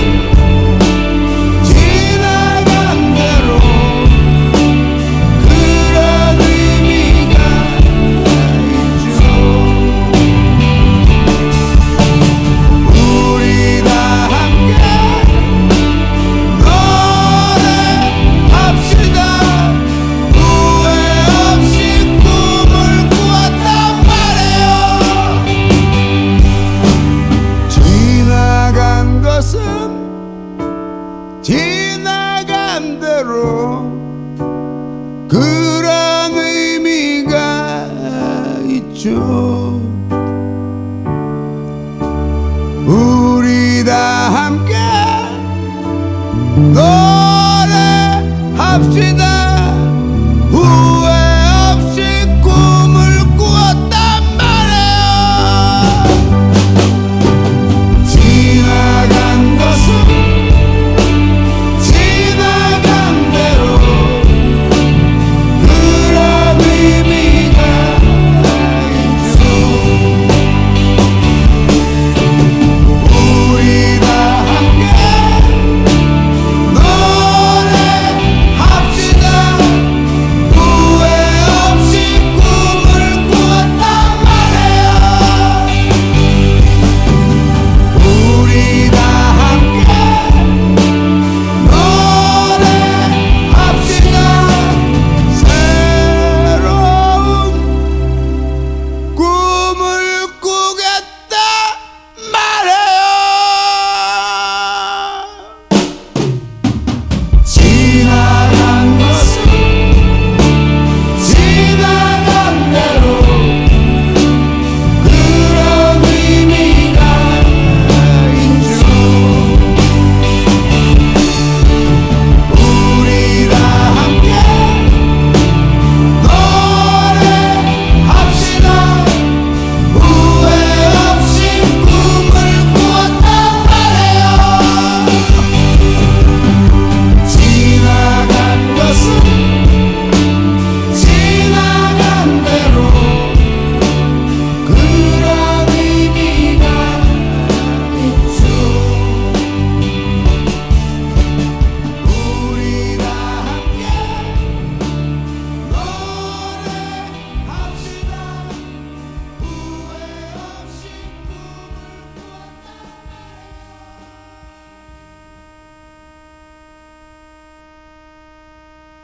예. 전인권 씨의 걱정 말아요 그대 보내드렸습니다. 걱정을 뭐 안 하고 싶죠. 살면서 누가 뭐 걱정하고 나는 이제 한평생 걱정 좀 하면서 살았으면 좋겠다. 뭐 이런 사람이 있습니까? 예. 그죠? 그 걱정을 하게 만드는 사회 구조가 문제인 거죠. 그죠? 뭐 지금 사실 걱정을 안 할래 안 할 수가 없잖아요. 온갖 나란 일이 걱정거리 아닙니까? 예. 걱정 없이 마음 편하게 살면 얼마나 좋겠습니까? 맨날 뭐, 에휴, 뭐 애들 공부 가리킬 걱정, 집 걱정, 뭐 전기세는 얼마나 내나 걱정, 시장에 가면 아유 장바구니 걱정, 온통 걱정밖에 할 게 없는 나라가 됐죠. 예. 우리가 뭐 먹고 살기 편하고, 예. 서민 뭐 살림살이가 그냥 저냥 우리가 뭐 살아갈만 하면은 뭐 크게 걱정할 일이 있겠습니까? 제가 예전에 그 민족 20일이라는 잡지가 있었어요. 지금도 있어요. 민족 20일이라고. 이제 주로 남북 관계, 뭐 북한 소식 이런 걸 전해주는 월간지가 있었는데, 그거 이제 뭐 예전에 많이 봤습니다. 남북 관계가 좋을 때는 이제 그 참 좋은 기사들이 많았어요. 북한에 가서 직접 취재한 거라든지. 북한 실상을 우리가 이렇게 잘 알기 어렵잖아요. 그러다 보니까 이제 그런 기사를 통해서 정보도 얻고, 그래서 저도 이제 이렇게 그 눈여겨보고 그랬는데, 거기 이제 그런 기사가 나온 적이 있습니다. 그 인터뷰를 했어요. 김일성 종합대학에 1학년인가 2학년인가 여학생하고 인터뷰를 했더라고요. 인터뷰를 해가지고 이제 뭐 이러저런 얘기를 물어봤는데, 기자가 이제 그 김일성 종합대학 여학생한테 그 이런 질문을 했어요. 살면서 가장 어려웠던 때가 언제냐? 어려웠던 때가 언제냐? 이렇게 물어보니까 여학생이 무슨 말인지 못 알아듣고 한참 생각을 하더래요. 예. 그러더니 이제 생각이 났는지 이야기를 하던 게 무슨 얘기였냐면은, 이제 소학교 때, 우리로 얘기하면 이제 초등학교 때죠. 초등학교 때 이제 운동회 때 달리기를 하잖아요. 운동회 하면 이제 100미가 달리기 아닙니까? 그죠? 하이라이트가 이제 달리기인데, 100m 달리기를 하는데 1등으로 달리고 있었다는 거예요. 1등으로 달리다가 이제 넘어져가지고 2등으로 들어왔던 게 살면서 가장 그 어려웠던 이런 기억이라고 그러더라고요. 전 이 여학생이 미쳤나 그랬어요. 아니면 생각이 없는 건가? 아니면 뭐 우리 말을 못 알아들었나? 뭐 그런 생각을 했습니다. 근데 곰곰이 생각을 해보니까 사실 북한에서 뭐 북한 사람 다 그런 건 아니겠지만은, 북한에서 뭐 김일성 종합대학 뭐 정도까지 갈 정도의 뭐 이렇게 한 친구라면은 공부도 아주 잘했을 테고, 그러니까 공부 걱정은 안 했겠죠. 안 했던 거고. 그다음에 무슨 먹고 살 게 크게 걱정은 아니잖아요. 뭐 대단히 잘 먹고 잘 산다 이런 게 북한은 아닐지 몰라도, 뭐 어쨌건 뭐 학비가 들어가는 것도 아니고, 뭐 집 사야 될까, 집 사야 될까 뭐 이런 걱정을 하는 것도 아니고, 병원에 가면 아유 어떡하나, 암 걸리면 어떡하나 이런 걱정할 필요도 없잖아요. 안 걸리면 뭐 걱정되긴 하겠지. 근데 이제 우리도 암 걸리는 것 자체도 걱정이지만은 사실 뭐 가족 중에 뭐 큰 병 한 병 걸리면은 집안이 풍지박산 나잖아요. 뭐 그런 걱정, 이런 걱정이 있는데, 뭐 북한이 뭐 잘 사니 못 사니 해도 어쨌건 사회주의 국가이기 때문에 뭐 우리가 기본적으로 식의주, 의식주 문제를 해결이 어느 정도 국가적으로 되죠. 그러니까 뭐큰 걱정 없이 이 친구는 살았겠구나 그런 생각이 들더라고요. 그지 뭐 그런 거 없잖아. 뭐 저도 이제 기억이 나요. 저도 뭐 집안 형편이 뭐 딱 좋은 어려운 축에 가까운 이런 환경에서 저도 자라났기 때문에 이제 중학교 때나 뭐 이렇게 되면 그걸 월사금이라 수업료죠, 수업료. 수업료가 있었어요. 말만 의무교육이지. 중고등학교 때 이제 수업료가 있었습니다. 그러면은 이제 그 수업료 안 낸 학생들을 꼭 그 불러요. 한 10몇 명 되는데 꽤 많았습니다. 그래도 중학교는 웬만하면 다 가니까 꼭 그 선생님이 그 짓궂은 게 아니라 이제 그 압력을 가하는 거죠. 그렇게 해야 부담감을 느끼니까 애들이, 또 애들이 부담감을 느껴야 뭐 이제 뭐 부모님들한테 가가지고 물고 불고 하고 뭐 그래야 돈을 받을 수 있으니까, 제가 보니까 지금 생각해 보니까 그런 치졸한 생각에서 그렇게 했던 것 같아. 이제 수업료 안 낸 애들, 이번 달 안 낸 애들을 꼭 그 종례 시간에 꼭 불러줍니다. 그러면은 그 사실 지금 같으면 왕따죠. 그죠? 지금 같으면 왕따였을 거예요. 근데 저는 원체 이제 인품이 어려서부터 참 인품이 좋았어요. 많은 사람들의 이 존경을 받는 이런 인품을 가지고 있었기 때문에 왕따는 안 당했는데, 아무튼 뭐 그 당시엔 또 그렇게 왕따 문화 이런 게 없었습니다. 근데 꼭 그 뭐 그런 걸 해가지고 아이들은 압박을 하죠. 그럼 어렸을 때 상처가 됩니다. 그잖아요. 뭐 좋은 옷도 못 입고, 요즘 뭐 아이들이 뭐 요즘도 그런 게 있나 봐요. 저희 때는 뭐 예전에는 이런 상표, 특정 상표가 있는 운동화 큰 난리였어요. 뭐 그런 거 있잖아. 나이스 뭐 그런 거 있잖아요. 프로 뭐 이런 걸 이제 꼭 서로 신고 싶어가지고 저는 한 번도 못 신어봤습니다. 그런 거. 그러면은 이제 좀 아이들이 그 짓궂게 놀죠. 그러면 어린 마음에 그런 게 큰 상처가 됩니다. 참, 뭐 저는 그런 건 크게 상처는 안 받았어요. 원체 그런데 관심 별로 없어가지고, 그런 건 별로 상처는 안 받는데, 그래도 좀 그런 거죠. 아, 이제 쟤는 못 사는 집안 애구나. 이런 거를 이제 인증하고 다니는 거죠. 그죠? 그러니까 애들이 뭐 요즘 애들도 뭐 노스페이스인가요? 그 잠파를 뭐 몇십만 원짜리 하는 거를 꼭 교복 비슷하게 너도나도 입고 다닌다 그러는데, 그렇게 되는 게 인증이 돼버리는 거예요. 아, 쟤는 못 사는 애구나. 그러면 이제 뭐 그 놀림감이 되고 왕따가 되고 이러니까 아이들이 뭐 어떻게든 해서건 뭐 저기 골목길에서 애들 두들겨 뺏어서 입어야 되는 거죠. 그 애들 잘못이 아닙니다. 잘 생각해 보면은요. 그렇지 않아요. 학교 가면은 참 애들 다 그 뭐 노스페이스인지 뭔지 그 쫙 입고 있는데 나 혼자만, 그죠? 어디서 허접한 거 이렇게 입고 있으면은 애들 상대도 안 해줘. 요즘 더 그러잖아. 아이들도 이제 어른들 그 닮아간다고. 이게 돈 중심으로 막 흘러가니까. 아이들도 돈 없는 아이들 이렇게 하면 뭐 못 살게 굴고 괴롭히고 뭐 이런 게 심하더라고요. 제가 얘기를 들어보니까. 제가 초등학교에서도 그런 얘기를 들었어요. 뭐 어디 저 노원구에 있는 어느 아파트 단지 초등학교에 부모들한테 들은 얘기인데, 아이들이 평수별로 몰려다닌대요. 그러니까 30평 집에 사는 애들은 30평 집 애들끼리, 뭐 20평은 20평끼리, 뭐 임대주택은 임대주택끼리 이렇게 몰려다닌다는 겁니다. 뭐 이 지경인데 내가 뭐 어디 가서 길거리에서 진짜 뭐 우리 때는 이제 속칭 삥 뜯는다 그랬어요. 삥을 뜯어서라도 그 뭐 뺏어서 입고 뭐 이런 범죄의 길로 접어들게 되는 겁니다. 이제 그런 게 이제 사회 풍조랑 뭐 마찬가지인 거죠. 그러니까 뭐 걱정이 어렸을 때부터 사실 다 돈 걱정이죠. 생각해 보면. 근데 뭐 북한이 못 사니 잘 사니 해도 그런 면에서는 그걸 뭐 하향 평준화, 사회주의 국가 하향 평준화 뭐 이런 게 뭐 비판하시는 분들도 있는데, 뭐 그건 장점인 거죠. 단점이라고 하면은 뭔가 뭐 이런, 그지? 아무래도 뭐 빈부격차가 없고 이러다 보니까 잘 사는 사람들은 뭐 잘 살지 못하겠죠. 그러니까 한국의 부자하고 북한의 부자가 있는지 뭐 모르겠는데 하여튼 북한의 부자가 있다면은 비교를 해보면 비교가 안 되겠죠. 예, 그런 면에서는 뭐 그런지 모르지만은 또 이런 면으로 해석을 해보면 또 걱정거리가 크게 없다는 데 대해서 뭐 그 사이가 또 장점일 수도 있는 겁니다. 예. 전인권 씨 노래를 들으니까 갑자기 걱정 말라라고 하지만은 사회 구조가 이제 걱정 안 할 수가 없는 구조인 거죠. 예.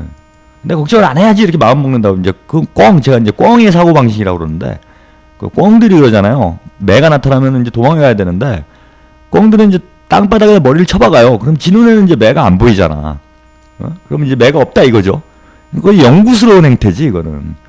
예. 근데 저는 뭐 지금 사회의 걱정거리가 뭐 수두룩한데 걱정 말아요 하고 그냥 우리가 뭐 대가리 쳐박고 나는 걱정 없어 체면을 건다고 해서 뭐 걱정이 사라지겠습니까 그게. 오히려 이제 매한테 그럼 잡혀 먹는 거죠. 예. 저는 더 큰 걱정이 되는 겁니다. 예. 그래서 뭐 그러지 않았습니까? 그래서 걱정을 해야 된다.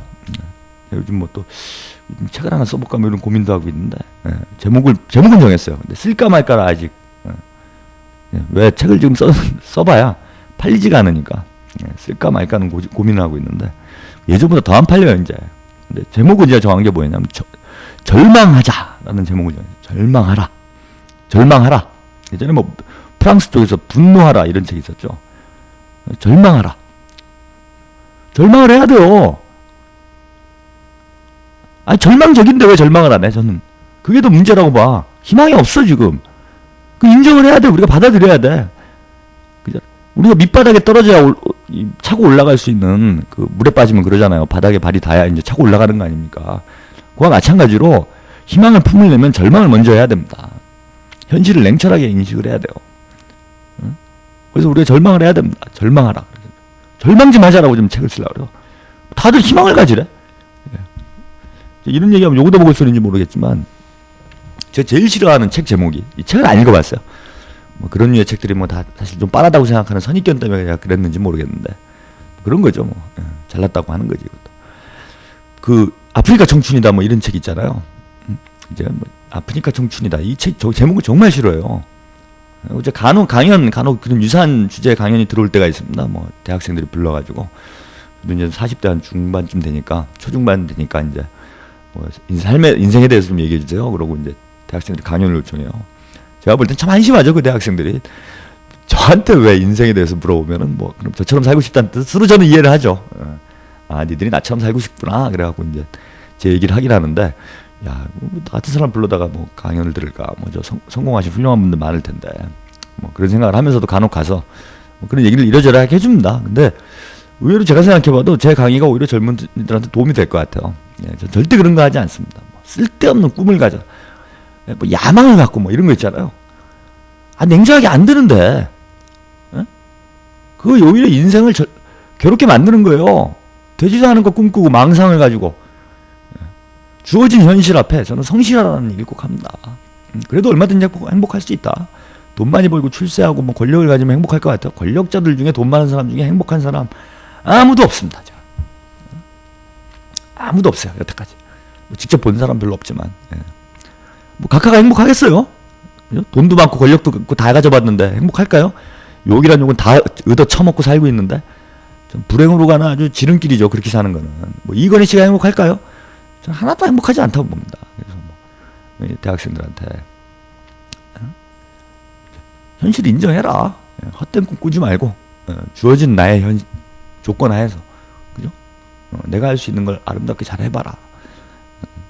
뭐 작은 거라도 얼마나 소중하냐 산다는 게 뭐 이런 얘기들을 하면서 하는 얘기 중에 하나가 그 비판을 하는 게 그 아프니까 청춘이다 그 책을 좀 비판을 합니다. 제가 책 제목이죠. 책은 안 읽어봤으니까 제목만 비판하는 거죠. 제가 뇌동하는 소리가 왜 아프? 청춘인데 왜 아파요? 아 그렇잖아. 예? 제가 여태까지 예? 한 40년 살았는데 앞으로 뭐 더 살면서 더 좋은 날이 올지 모르겠는데 20대 때 제일 좋아. 닦아놓고 제가 20대 분들한테 좀 이거 서글픈 얘기인가 이렇게 되면 40대도 살만해요. 근데 여태까지 살아보니까 20대가 제일 나아요. 그죠? 그렇잖아. 아우 요즘 뭐 허리도 아파. 막 2시간 앉아서 방송하면 옛날에 제가 한 30대 초반만 해도 뭐 강연을 하루에 막 8시간, 7시간씩 하고 막 그랬어요. 근데 지금 뭐 방송 2시간만 하면 그냥 머리가 띵합니다. 허리도 아프고. 20대 제일 좋아. 뭐 몸도 건강하고, 그죠? 뭐 한참 또 아름답잖아요. 외모적으로도 아름답고, 정신도 맑고. 제일 좋을 때가 20대야. 근데 20대가 아파야 돼? 왜 아파야 돼? 20대가 제일 좋아야지.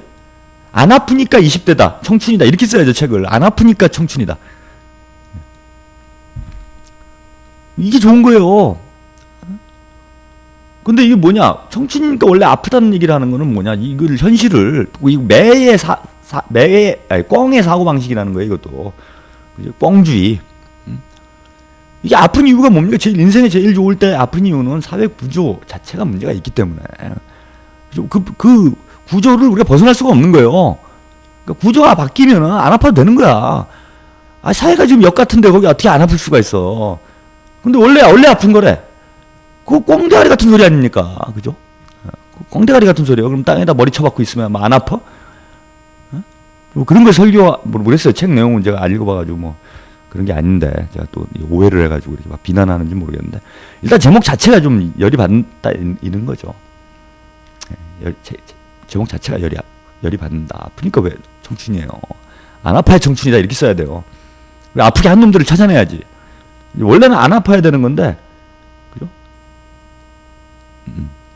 원래는 안 아파야 되는 건데 왜 지금 아프라고 하느냐. 이걸 가지고 싸워야 됩니다. 그래서 제가 절망하라 뭐 이런 책을 써보고 싶다는 건 현실을 냉정하게 인정하라는 거예요. 제발 좀. 무슨 희망이 있다고 헛꿈꾸지 말라는 건데 희망 없습니다. 지금 뭔 희망이 있어요 여기에.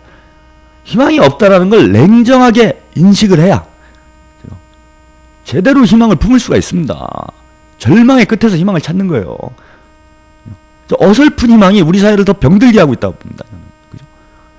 뭐 그런 그 뭐예요? 아까 성공하는 사람들의 7가지 습관? 성공하는 사람들의 7가지 습관은 뭐 이런 거예요? 습관이 좋으면 성공합니까 지금? 저는 뭐 그런 얘기도 해요. 이거 뭐 괜히 좀 옆으로 얘기가 많이 도네 좀. 뭐 얘기 나온 김에 좀 하죠. 노래 한 곡 때문에 오늘 이상한 쪽으로 많이 가네요. 안철수 씨 이렇게 뭐 우리 청춘 콘서트에서 뭐 많이 얘기 듣는데 뭐 그건 나쁜 건 아니죠. 훌륭한 분 얘기를 듣는 건 좋은데 저는 근데 젊은이들한테 권고하는 게 있어요. 그런 강연 절대 듣지 말라고 그럽니다. 왜? 그렇게 될 가능성이 없다는 걸 빨리 인정을 해야 돼요. 대한민국의 안철수 씨처럼 될 수 있는 사람은 안철수 씨 한 명이에요. 그 얘기 자꾸 들으면 어떻게 해. 오히려 저는 실패한 사람, 그죠? 절망에 빠져 있는 사람 얘기를 들어야 돼요. 젊은이들이. 그래야 이제 뭔가 어떻게 해야 우리가 희망을 가질 수 있는가? 나의 희망은 모르지, 이제 내 희망은 모르는데 우리 모두가 희망을 가질 수 있는가에 대한 깨달음이 올 수 있다라고 봅니다. 그런 차원에서 그냥 걱정하지 말아요. 아니라 걱정을 하세요. 걱정 안 할 수가 없는데 어떻게 걱정을 하지 말라고 그래? 절망하십시오. 희망하지 말고. 저는 이제 요거를 이제 사실 머릿속에 좀 있어요, 구상이. 그래서 이제 단어도 좀 정리를 했는데 생산적 절망이라고 표현하고 싶습니다. 진짜 절망하고 좌절하고 이제 못 일어나고 이렇게 되면 그 큰일이죠. 그런 걸 사람한테 절망하라고 그러는 건 진짜 죽으라는 얘기밖에 더 됩니까? 그런 의미로 제가 하자는 얘기가 아니라 생산적 절망을 하자. 현실을 냉철하게 받아들이고 이 사회에서 희망을 꿈꾸기가 어렵다는 걸 인정을 하고 그럼 어떻게 해야 되느냐? 내가 아니라 세상을 바꾸기 위한 노력을 하라는 겁니다. 그게 훨씬 쉬워요.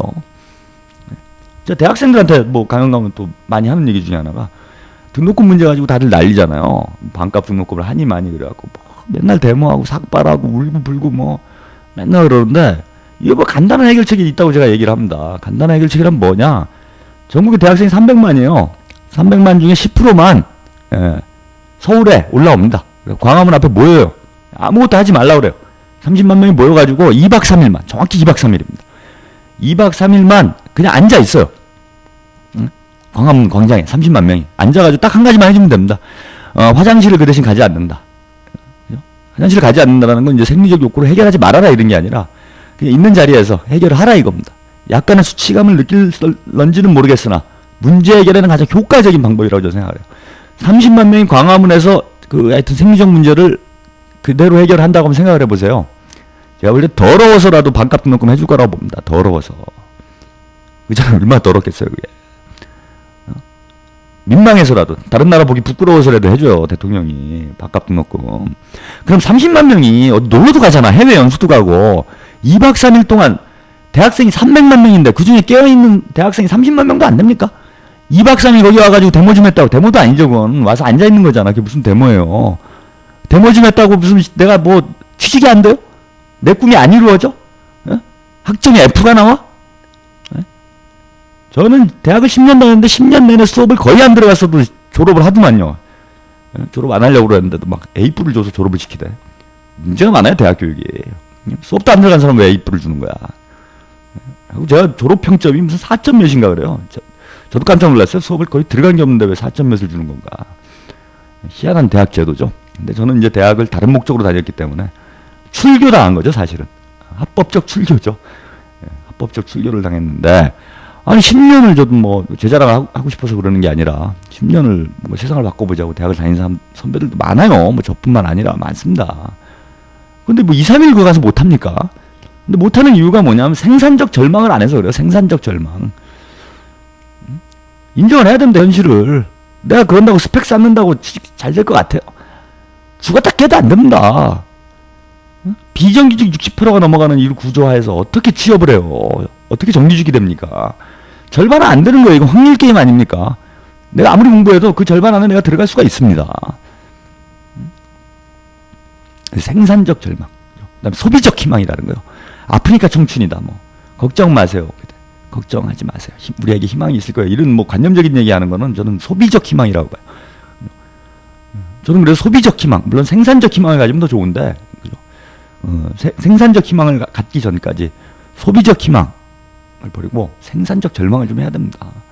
이런 얘기를 좀 글로 좀 쓰고 싶어요. 그래서 생산적 절망이라는 게 뭐냐?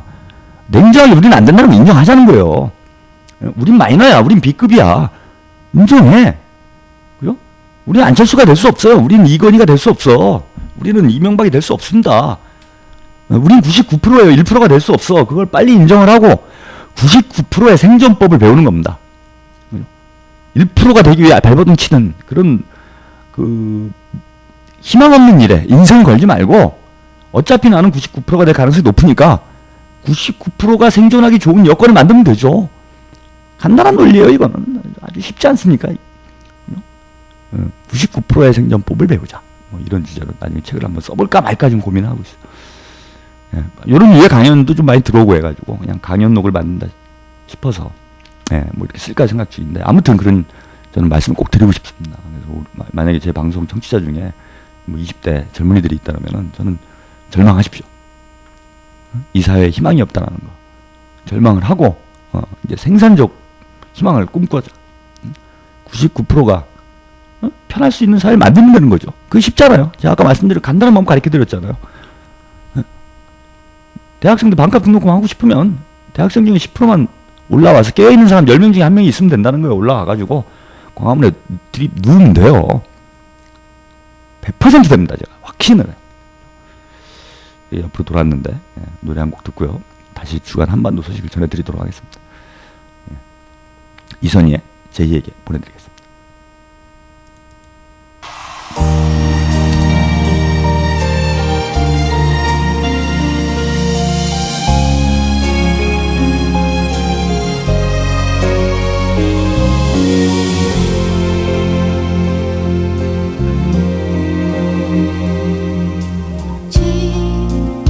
스치는 바람에 그대 모습 보여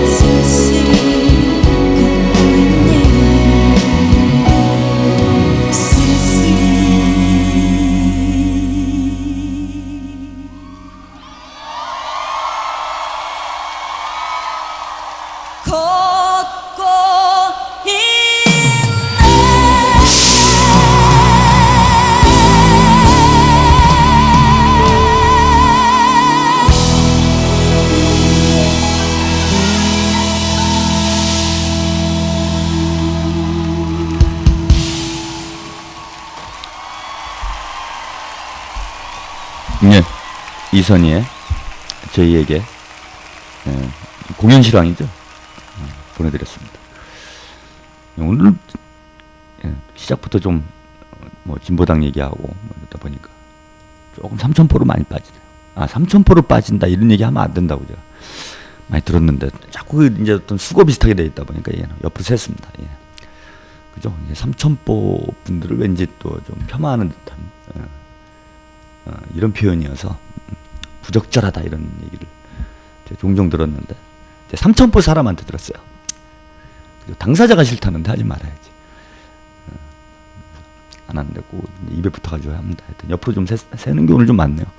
예, 아무튼 죄송합니다. 예, 벌써 이제 4시 20분이 돼가는데 한 30여 분 정도 이제 방송 시간이 남아있는데 오늘 아무래도 이제 주간 한반도 소식까지 전해드리면은 방송 시간이 거의 될 것 같네요. 그래서 주간 한반도 소식 북한 핵실험 문제는 다음 기회에 좀 분석을 해드리도록 하겠습니다.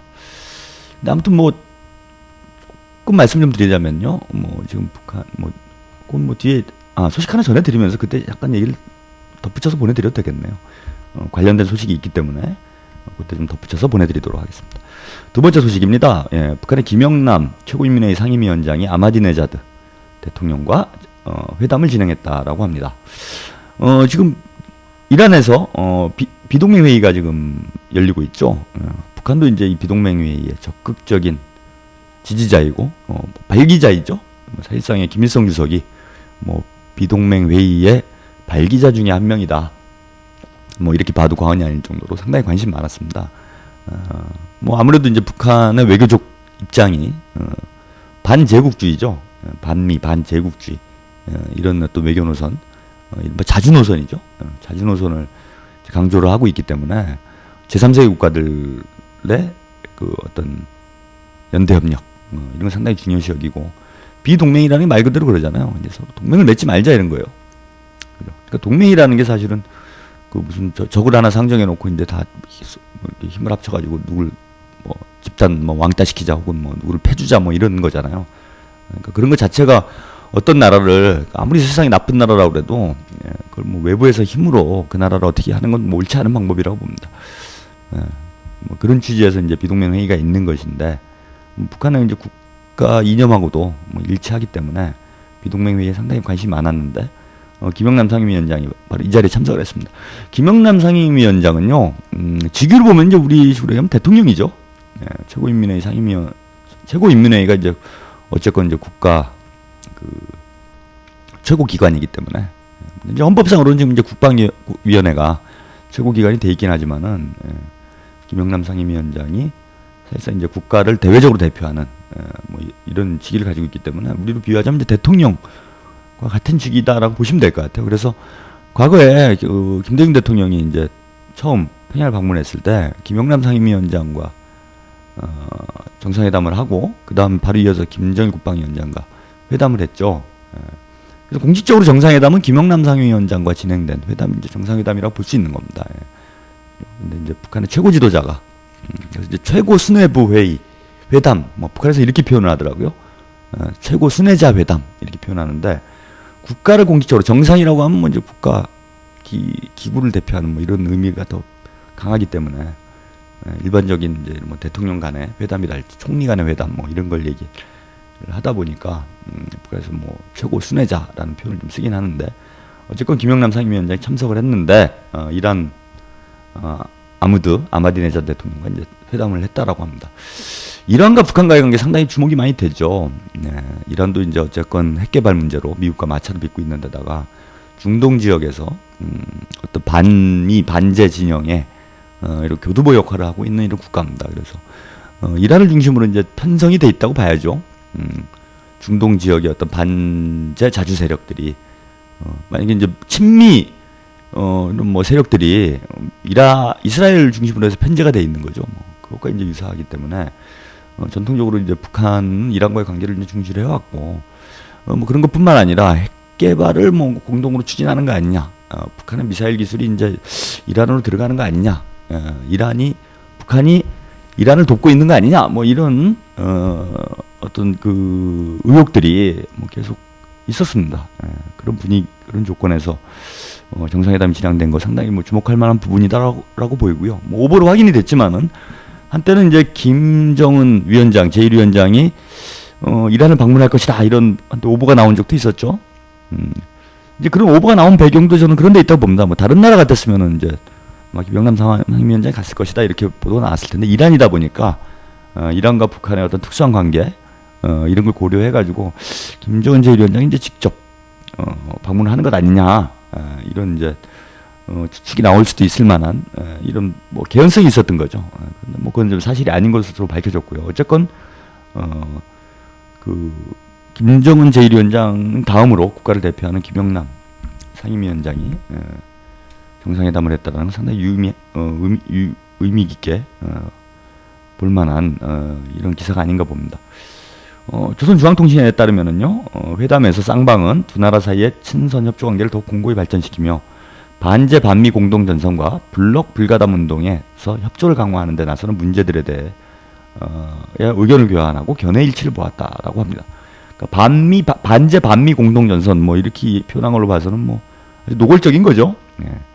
그래서 조선 측은 이란과 유대 강화하는 것을 공화국 정부의 확고한 입장이라고 말했고 두 나라 사이의 정치 관계 발전 수준에 맞게 고위급 대표단의 내왕 및 내왕과 경제 협조 관계, 국제 무대에서의 호상 지지를 강화하는 것이 필요하다고 하면서 외교 관계 설정 40도를 의의 깊게 기념할 때 대하여 강조를 했다라고 합니다. 이란 측은 지난 기간 두 나라가 여러 분야에서 협조를 강화하는 데 대하여 만족을 표시하고 쌍무관계 발전이 이란과 조선의 복리와 발전에 유익하다고 말했으며 조선과 같이 견결한 반제 반미 입장으로 싸울 때 제국주의와 지배주의를 타승할 수 있다는 것을 모든 블록 불가담 운동 성원국들이 명심하여야 할 것이라고 하면서 조선의 통일 문제는 반드시 조선민족 자체의 힘으로 자주적으로 해결해야 한다라고 강조를 했다라고 합니다. 이 뭐 표현이 이제 북한을 지지하는 정도를 상당히 넘어선 거죠. 그죠? 지지하는 정도를 넘어서 뭐 어떤 존경의 의미까지 담아 있는.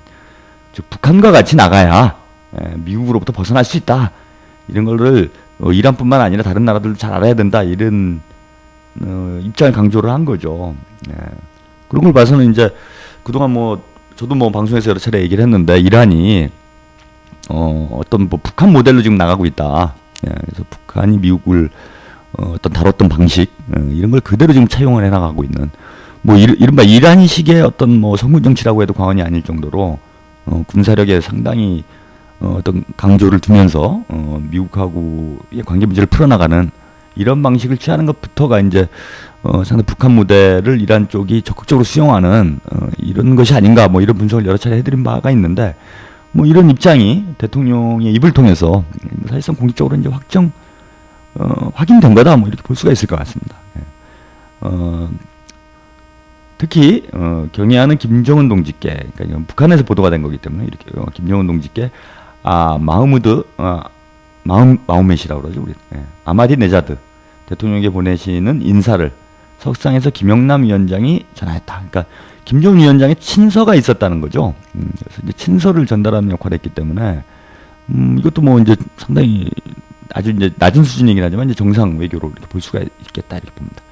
뭐 이에 깊은 사의를 표하고 김정은 동지께 자신의 중심으로 되는 인사를 전해야 될 것을 부탁했다. 그래서 이제 친서를 주고받았다. 이런 보도가 나오고 있습니다. 이어서 뭐 연회가 열렸다라고 하고요. 이 연회는 이제 대통령궁에서 진행이 됐다라네요. 대통령 궁전에서 청와대에서 연회를 한 거죠. 그래서 김영남 상임위원장뿐만 아니라 북한의 박이춘 외무상, 조인철 이란 주재, 조선 특명 정권대사 등 수행원이 참가했고요. 이란 측에서는 아마디네자드 대통령과 다바니 부통령 겸 원자력위원회 위원장. 흥미롭죠? 부통령이 원자력위원회 위원장을 하고 있네요. 북한은 이제 국방위원회를 하는데, 바히디 국방 및 무력 병참상, 가잔파리 공업 및 광업 상업상, 다네시지, 이란 사람들 이름이어서 힘드네요. 과학 및 기술상 등의 관계자들이 참석하였다. 그래서 이 연회가 열렸다라고 합니다. 김영남 상임위원장은요, 연회에 앞서서 이란군 육해공군 명예위병대 사열도 진행을 했다라고 합니다. 자, 이게 제가 이제 연회가 열렸는데 연회에 참석한 사람들 몇 면을 좀 쭉 말씀드렸는데요. 북한 측에서는 뭐 이제 정상적이죠, 그죠? 김영남 상임위원장 외무상 이제 그 비동맹 회의가 있었기 때문에 아마 외무상도 참가를 했던 걸로 보이고요. 그다음에 이란 주재 대사 이렇게 이제 참석을 하고 뭐 기타 수행원들이 참여를 했는데 이란 측 지금 참가 인사들이 주목이 됩니다. 주목이 되는 이유는 그죠? 원자력, 군사력, 군사 관련된 인사들이 많이 참석을 했어요. 그죠? 부통령, 나비니 부통령은 부통령이란 지위에 참석한 것도 있겠지만 원자력위원회 위원장이라는 점, 그죠? 북한과 이란의 이제 또 핵 커넥션 뭐 이런 것과 관련해서 서방 진영에 상당히 의심의 눈초리가 많죠.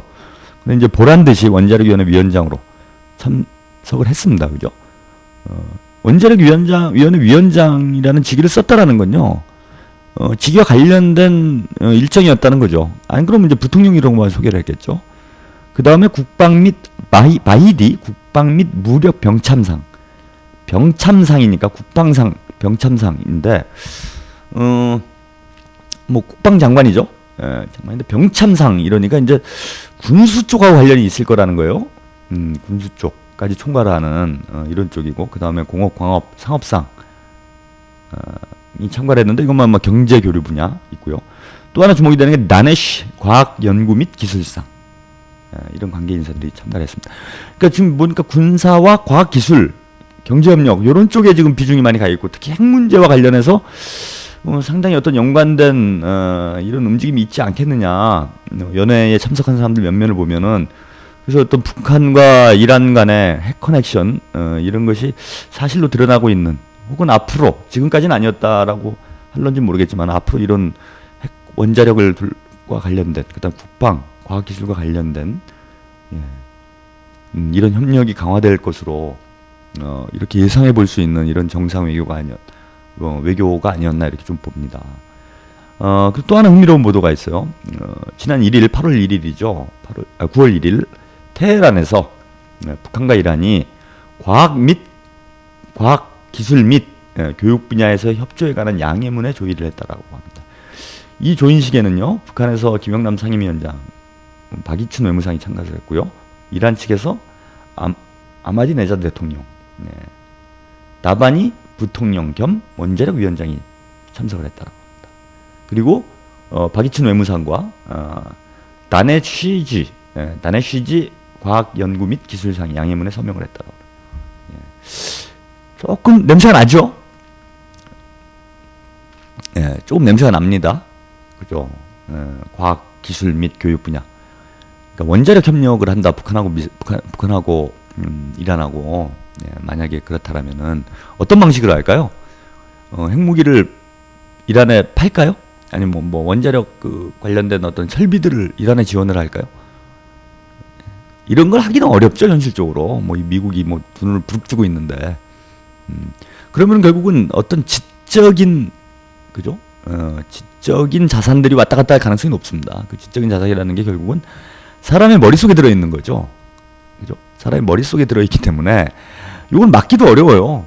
뭐 미국 쪽에서 누가 저 사람이 핵 전문가인지 미사일 전문가인지 뭐 알 수가 없지 않습니까? 그래서 과학 기술 분야 제가 볼 때는 협력을 한다라는 건 핵과 미사일 또 포함이 되는, 물론 뭐 그것만 얘기를 하는 게 아니겠지만은, 근데 어쨌건 뭐 원자력 위원회 위원장이 참가를 하고 아까 말씀드린 대로 국방장관 뭐 이런 사람들이 참가를 한 걸로 봐서는 제가 볼 때는 핵과 미사일 어떤 협력 이런 쪽으로 북한과 이란이 뭔가 적극적인 행보를 해나갈 수 있는 그죠? 요런 어떤 협정을 맺은 게 아니냐 이런 거고, 그게 이제 교육 분야가 포함이 되는 거죠. 그러니까 그죠? 가리키는 거죠, 사실은. 그러니까 예컨대 쉽게 얘기하면 이런 겁니다. 만약에 북한이 미국을 혼내주기 위해서 아까 뭐 아마디네자드 대통령이 얘기했듯이 반제 반미 공동 전선을 강화하기 위해서 그리고 뭐 아마디네자드 대통령도 인정하지 않았습니까? 조선식으로 그죠? 조선식으로 뭐 이 강력히 대응하는 게 그죠? 견결하게 반미 반제 입장으로 싸워야 문제 해결된다라는 게 이란의 지금 입장인데 예. 그럼 이제 북한식으로 뭔가 뭐 이 힘으로, 그죠? 그러니까 북한의 성군 정치, 성군 모델을 이란도 이제 따라갈 가능성이 상당히 높은 거죠. 그런 조건이라면은 제일 좋은 건 가서 배우는 거죠. 그러니까 예컨대 뭐 김일성 종합대학 뭐 물리학부 같은데 이런 학생들을 보내가지고 핵기술 배우는 겁니다. 그죠? 탄도미사일 기술 배우고. 어쨌건 이란보다는 이제 북한이 조금 앞서 있는 건 분명히 맞으니까 10년 정도는 앞서 있는 것 같아요. 대략 북한이 인공위성 쐈을 때랑 이란이 인공위성 쐈을 때 그 주기 차이가 그 정도 나거든요. 한 10년 정도. 10년 정도 이제 선진 기술을 배워다가 뭐 가다가 이제 이란에 돌아가서 하는 거죠. 그걸 가지고 이제 뭐라고 할 수도 없어요. 미국 입장에서. 그죠? 학생들이 공부해갖고 가서 하는 건데. 이거는 뭐 그냥 기계를 주고 막 미사일을 판매하고 이런 거보다 훨씬 더 효과적인 거죠. 그런 차원에서 이런 협정을 맺었다라는 게 과학기술 및 교육 분야에 관한 협조협정이라는 건 결국 핵 미사일과 관련된 기술 이전을 북한이 어느 수위에서 할는지는 모르겠지만 하여튼 적극적으로 이란 쪽에 해줄 용의가 있다라는 이런 게 감지가 되는 거죠. 감지가 되는 거고 그렇다라면은 이란 입장에서는 이제 천군만마를 얻게 되는 겁니다. 천군만마를 얻게 되는 거예요. 이란의 어떤 그런 핵 개발, 미사일 개발이 상당히 그 급물살을 타게 될, 적극성을 띠게 될 이런 가능성도 상당히 높아진다고 보고요. 그럼 뭐 머지않은 장래에 이란이 중동의 북한이 될 수도 있어요. 미국한테는 상당히 큰 골칫덩어리죠 지금. 상당히 큰 골칫거리가 지금 잠재돼서 이게 지금 생겨나고 있다. 그 미국 입장에서는 이런 이제 북한과 이란 간의 외교 행보가 상당히 걱정되는 뭐 이런 상황이 아니겠나 이렇게 봅니다. 그와 관련된 세 번째 소식이 있습니다. IAEA가 북한 경수로 건설 도움 설치 중대한 진전이라는 내용으로 이제 지적을 했다라고 합니다. 국제 원자력 기구가요, IAEA죠. 북한이 경수로 건설에서 중대한 진전을 이뤘다라고 교도통신이 지난 31일 보도를 했습니다. IAEA는요 30일 북한 핵 문제 보고서를 정리해 북한의 영변에서 건설 중인 경수로 건물 상부에 도명 지붕이 설치되는 등 경수로 건설에서 중대한 진전이 있었다라고 지적을 했다라고 합니다. 국제 원자력 기구에는요 북한이 지금 뭐 요원이 주재하고 있지 않아서 위성 사진을 분석한 걸 했다라고 하고요. 경수로에 대해 복수의 부품이 건물에 설치됐을 가능성과 냉각 시스템 건설도 됐을 가능성 이런 부분들을 지적을 했다라고 합니다. 지난달 21일 7월 21일이죠. 8월 21일입니다. 8월 21일 미국의 위성업체 GOI라는 이제 위성 사진 업체에서 경수로 상부에 지름 약 21m에 도움이 설치된 위성을 공표한 바 있고요. 전문가들이 도움 설치 시기가 6월부터 8월 초 사이에 걸쳐서 진행된 것으로 관측을 했다라고 합니다. 미국의 싱크탱크인 CSIS죠. 국제과학안전보장연구소는 경수로가 내년 후반에 완공될 가능성이 있다고 분석을 했다라고 합니다. 그 경수로 건설이 지금 이게 주목이 되는 이유가요. 과거에 이제 북한의 영변에 있었던 이제 폭파해 버렸죠. 이 원자로 같은 경우는 이제 흑연 감속로 방식이라고 합니다. 흑연 감속로 방식으로 원자로를 운영하게 되면은요, 아무래도 이제 그 플루토늄이 뭐 1년이면 한 수십 킬로 정도, 그러니까 많은 약이 생산되기 어려워요. 많은 약이 생산되기 어렵기 때문에 북한이 핵개발 능력을 가지고 있더라 하더라도 추출된 플루토늄을 재처리해서 이제 핵탄두를 만들어야 돼, 제조를 해야 되는데 그러면은 상당히 장기간에 걸쳐서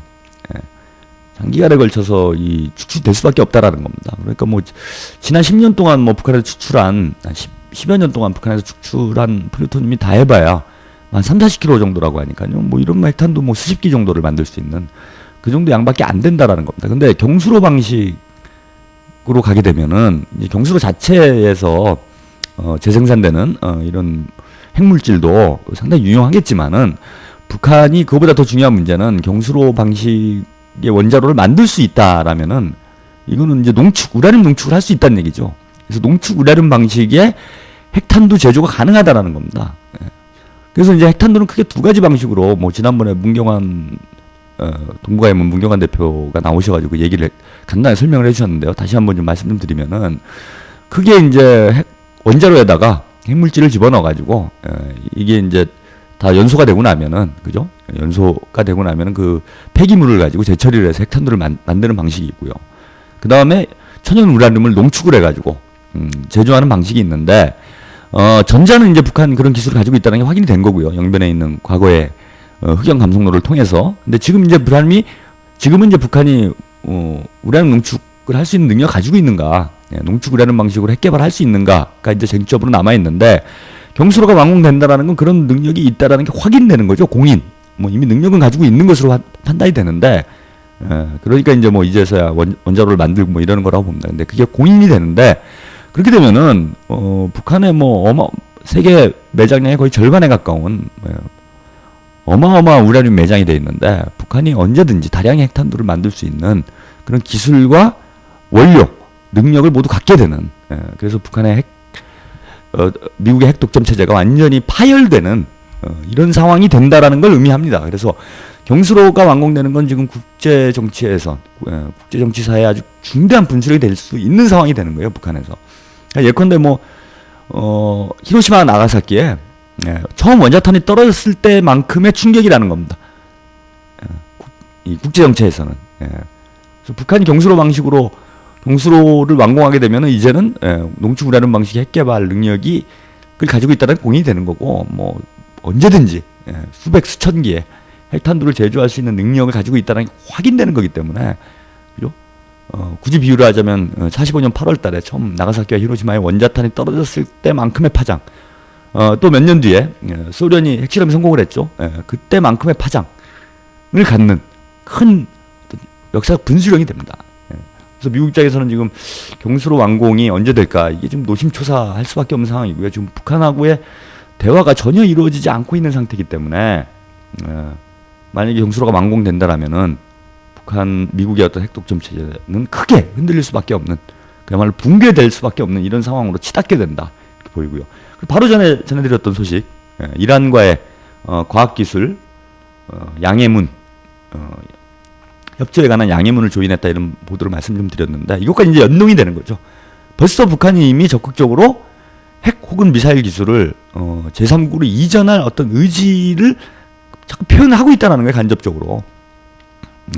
이 두 가지가 맞물려 버리면은 미국의 어떤 미국 중심의 그 세계 질서, 핵 패권이 급격히 약화될 수 있는 그런 심각한 문제다라고 봅니다. 그리고 이제 요 기사 전해드리면서 잠깐 이제 말씀을 드리면요. 바로 이제 경수로 완공이 됐다라는 거는 완공 시기에 와 있다라는 거는 북한 입장에서는 이제 우라늄 농축 방식의 핵 개발 능력이 있다라는 메시지를 미국한테 이제 전달을 한 게 되고요. 이제는 확인하는 절차가 필요한 거죠.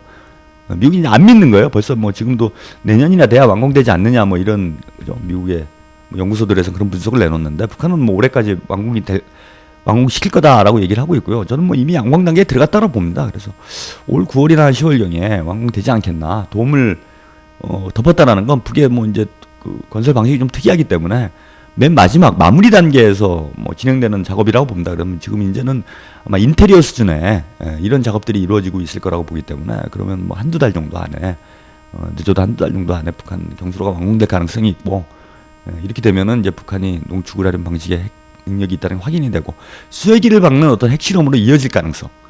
지금 미국하고 대화가 전혀 안 되니까요. 또 미국이 대선을 앞두고 있지 않습니까? 이런 조건에서 미국을 압박하기 위해서라도 북한이 9월경에 저는 9월, 10월 사이에 핵실험을 단행할 가능성도 상당히 높다라고 봅니다. 노래 한 곡 듣고요. 나머지 소식 전해드리도록 하죠. 아까 싸이 강남 스타일 좀 잘못 보내드렸는데요. 다시 한번 보내드릴게요. 원곡으로. 강남 스타일 보내드리겠습니다.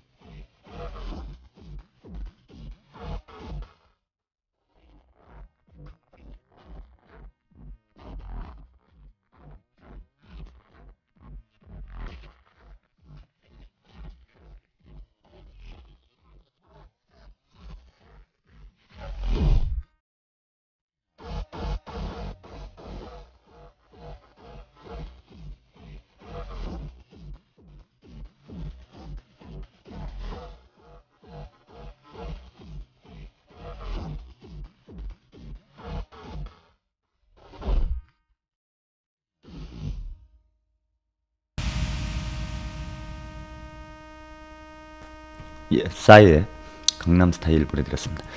예, 이 원곡이 훨씬 낫군요. 예. 아까 이상한 노래 들으니까.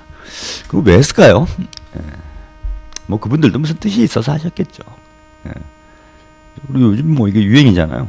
예, 강남 스타일 뭐 이제 그 한국에서뿐만 아니라 전 세계적으로 그야말로 열풍이라고 그러네요. 아까 뭐 1억 명이 시청을 했다라고요? 유튜브에서? 어마어마한 거죠, 그건? 1억 명이면. 그죠? 어마어마한 겁니다, 그건. 그러면 세계적으로 신드롬을 일으키고 있는 강남 스타일. 이게 저는 이제 시대적 추세인 것 같아요. 저도 이제, 저는 이제 소개할 때 제가 특별히 하는 일이 없어갖고, 뭐, B주류, B주류, B주류, 시사평론가입니다. 그러고 다니는데, 그건 뭐 사실 제가 주류가 아니니까, B주류다. 근데 뭐 B급, B주류, 뭐 이런, 게 더 이상 B급 비주류가 아니죠, 이제는. 그죠? 당당히 이른바 대중문화라고 하는 게, 대중적 취향, 대중문화라는 게 당당히 이제는 주류의 반열에 올라섰습니다. 지금 뭐 영화계를 봐도 그렇죠. 헐리우드 보면은, 근데 이제 코믹스 문화죠. 만화책. 만화책 이름 뭐 사실 저평가 받았잖아요. 완전히 이제 B급 문화의 대표적인, 그죠? 이게 만화죠. 근데 이제 그 만화 중에서도 이 뭡니까 그 슈퍼히어로 나오는 거 제일 유치하잖아요 사실은. 슈퍼히어로들 세상을 구하고 뭐 제일 유치한데 지금 뭐 헐리우드 블록버스터들은 다 거의 뭐 슈퍼히어로물들 코믹스들이 재패를 하고 있다라고 해도 과언이 아니에요. 그야말로 이제 대중문화 대중 스스로가 창조해낸 문화들이죠. 이런 문화들이 당당히 이제 고급 문화화되고 있는 고급 저급이 어디 있습니까 문화에 대중이 좋아하는 게 좋은 거죠. 그런 면에서 보면 이런 싸이의 문화적 현상도 이래 갑자기 최영일 형님이 되는 것 같네요. 괜히 또 영역 침해 들어가는 건가요? 아무튼 제가 자꾸 이제 사단계 3년이면 풍어를 읊는다고 우리 문화평론가 옆에서 이제 깐죽대고 다니다 보니까 이제 주워 듣는 게 있는 거예요, 제가. 근데 이런 이제 이른바 대중적인 이런 비주류적인 B급 문화 이런 것이 이제는 당당히 주류 문화화되고 있는 것 같아요. 그래서 이제 저는 그래요. 이걸 이제 정치적으로 저는 해석을 하려고 얘기하는 건데 저는 뭐 이런 거를 이제 국민 주권 시대라고 표현합니다. 대중이 주인되는 시대인 거죠. 민중이 주인이 되고.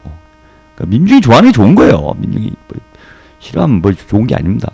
당당히 이제 민중들이 이 어떤 문화 이건 정치 이건 뭐건 주체가 돼가고 있는 과정.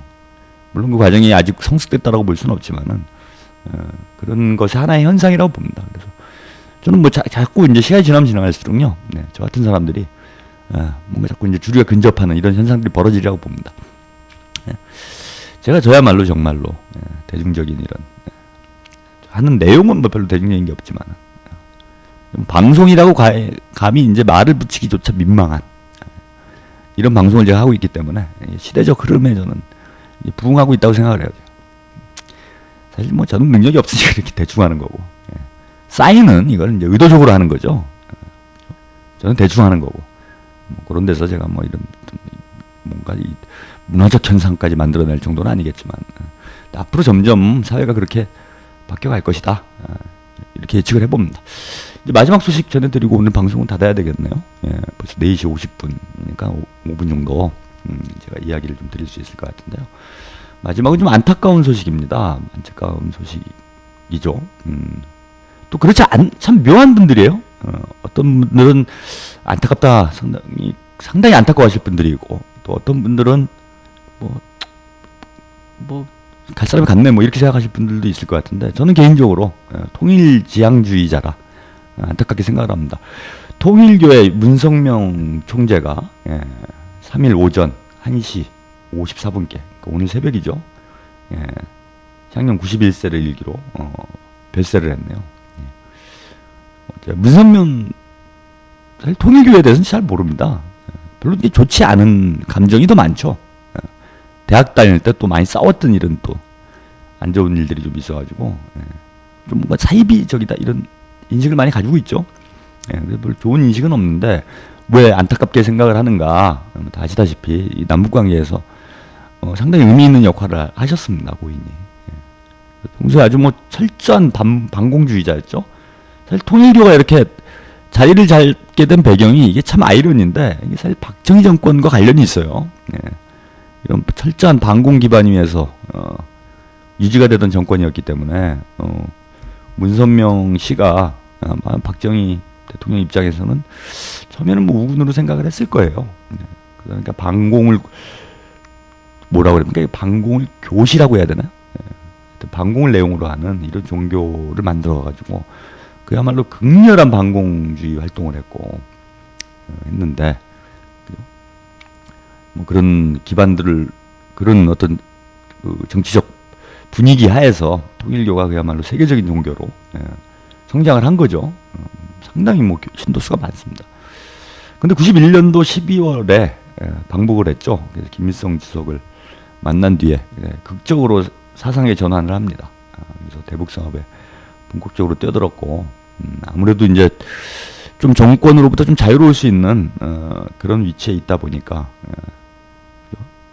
남북 관계가 안 좋아진 조건에서도 대북 교류 협력 사업을 계속 유지를 하고 있는 이런 조건이네요. 상황입니다. 그래서 2000년에 대북 인도적 지원 단체인 평화대사 협의회를 설립을 했고 평양에 평화자동차를 지금 운영을 하고 있죠. 휘파람? 뭐 그런 차를 만들어 가지고 SUV죠. 이걸 만들어 가지고 또 절찬리에 지금 판매가 되고 있다라고 합니다. 그래서 참 아직은 반공의 찬 기운이 그죠? 한반도를 지배하고 있었던 그런 시기에 그런 어두운 시기에 통일의 물꼬를 텄던 사실 굳이 뭐 이렇게 안 해도 되는 양반 중에 하나였죠. 그죠? 자기 교리하고도 좀 거리가 있었던 이런 거고 물론 이제 평양 북도에서 태어났다라는 뭐 이런 그건 정주영 회장하고 좀 유사한 면이 있죠. 정주영 회장도 북에서 태어나서 남쪽에 성공을 해가지고 말년은 또 남북의 통일을 위해서 이렇게 애쓰다가 돌아가셨는데 문선명 총재도 그 정주영 회장과 같이 그 통일의 길에서 또 큰 의미 있는 이런 성과를 남기고 사망을 했습니다. 오익재 또 부고 기사가 있네요. 오익재 조국 평화통일위원회 위원장 조평통이라고 그러죠. 위원회 부위원장입니다. 예, 향년 83세로 지난 1일 사망을 했다라고 합니다. 예. 북한의 조선중앙통신 월북을 했어요. 이분은 천도교 교령 24대 교령을 지냈죠. 그래서 평남 성천군에서 출생을 했는데 1989년부터 94년까지 24대 천도교 교령을 지낸 천도교단의 아주 비중 있는 인물이었습니다. 근데 97년 8월에 월북을 해서 한때 이제 뭐 납북설도 있었어요. 납북설도 있었는데 스스로 월북을 했다라고 기자회견을 해서 자기 입장을 밝혔고요. 조국 평화통일위원회에서 일을 하면서 여러 가지 통일을 위해 말년까지 많은 노력을 했습니다. 두 분 다 이제 종교인이에요. 그죠? 한 분은 천도교인이고 한 분은 통일교라는 신흥 종교를 이끌었던 그런 종교 지도자들인데 사실 뭐 종교에 대해서 한국 사회에서 뭐 인식이 그닥 좋지는 않죠. 한국 사회 분위기상. 그리고 또 종교를 이끌었던 교단의 지도자 역할까지 갔다라면은 사실은 통일운동의 길로 안 갔으면은 그죠? 안 가도 될 만한 그런 위치에 있었음에도 불구하고 생애 말년에 이렇게 통일의 길에 들어서서 뭐 민족을 위해 자그마나마 의미 있는 이런 족적을 남기시고 가주신 것은 참으로 뭐 고마운 일이었다 저는 이렇게 생각을 합니다. 그래서 뭐 종교를 떠나서 종교와 이념의 어떤 차이를 떠나서 참 두 분의 안타까운 사망을 애도를 합니다. 오늘 한반도 통신은 여기까지 보내드리고요.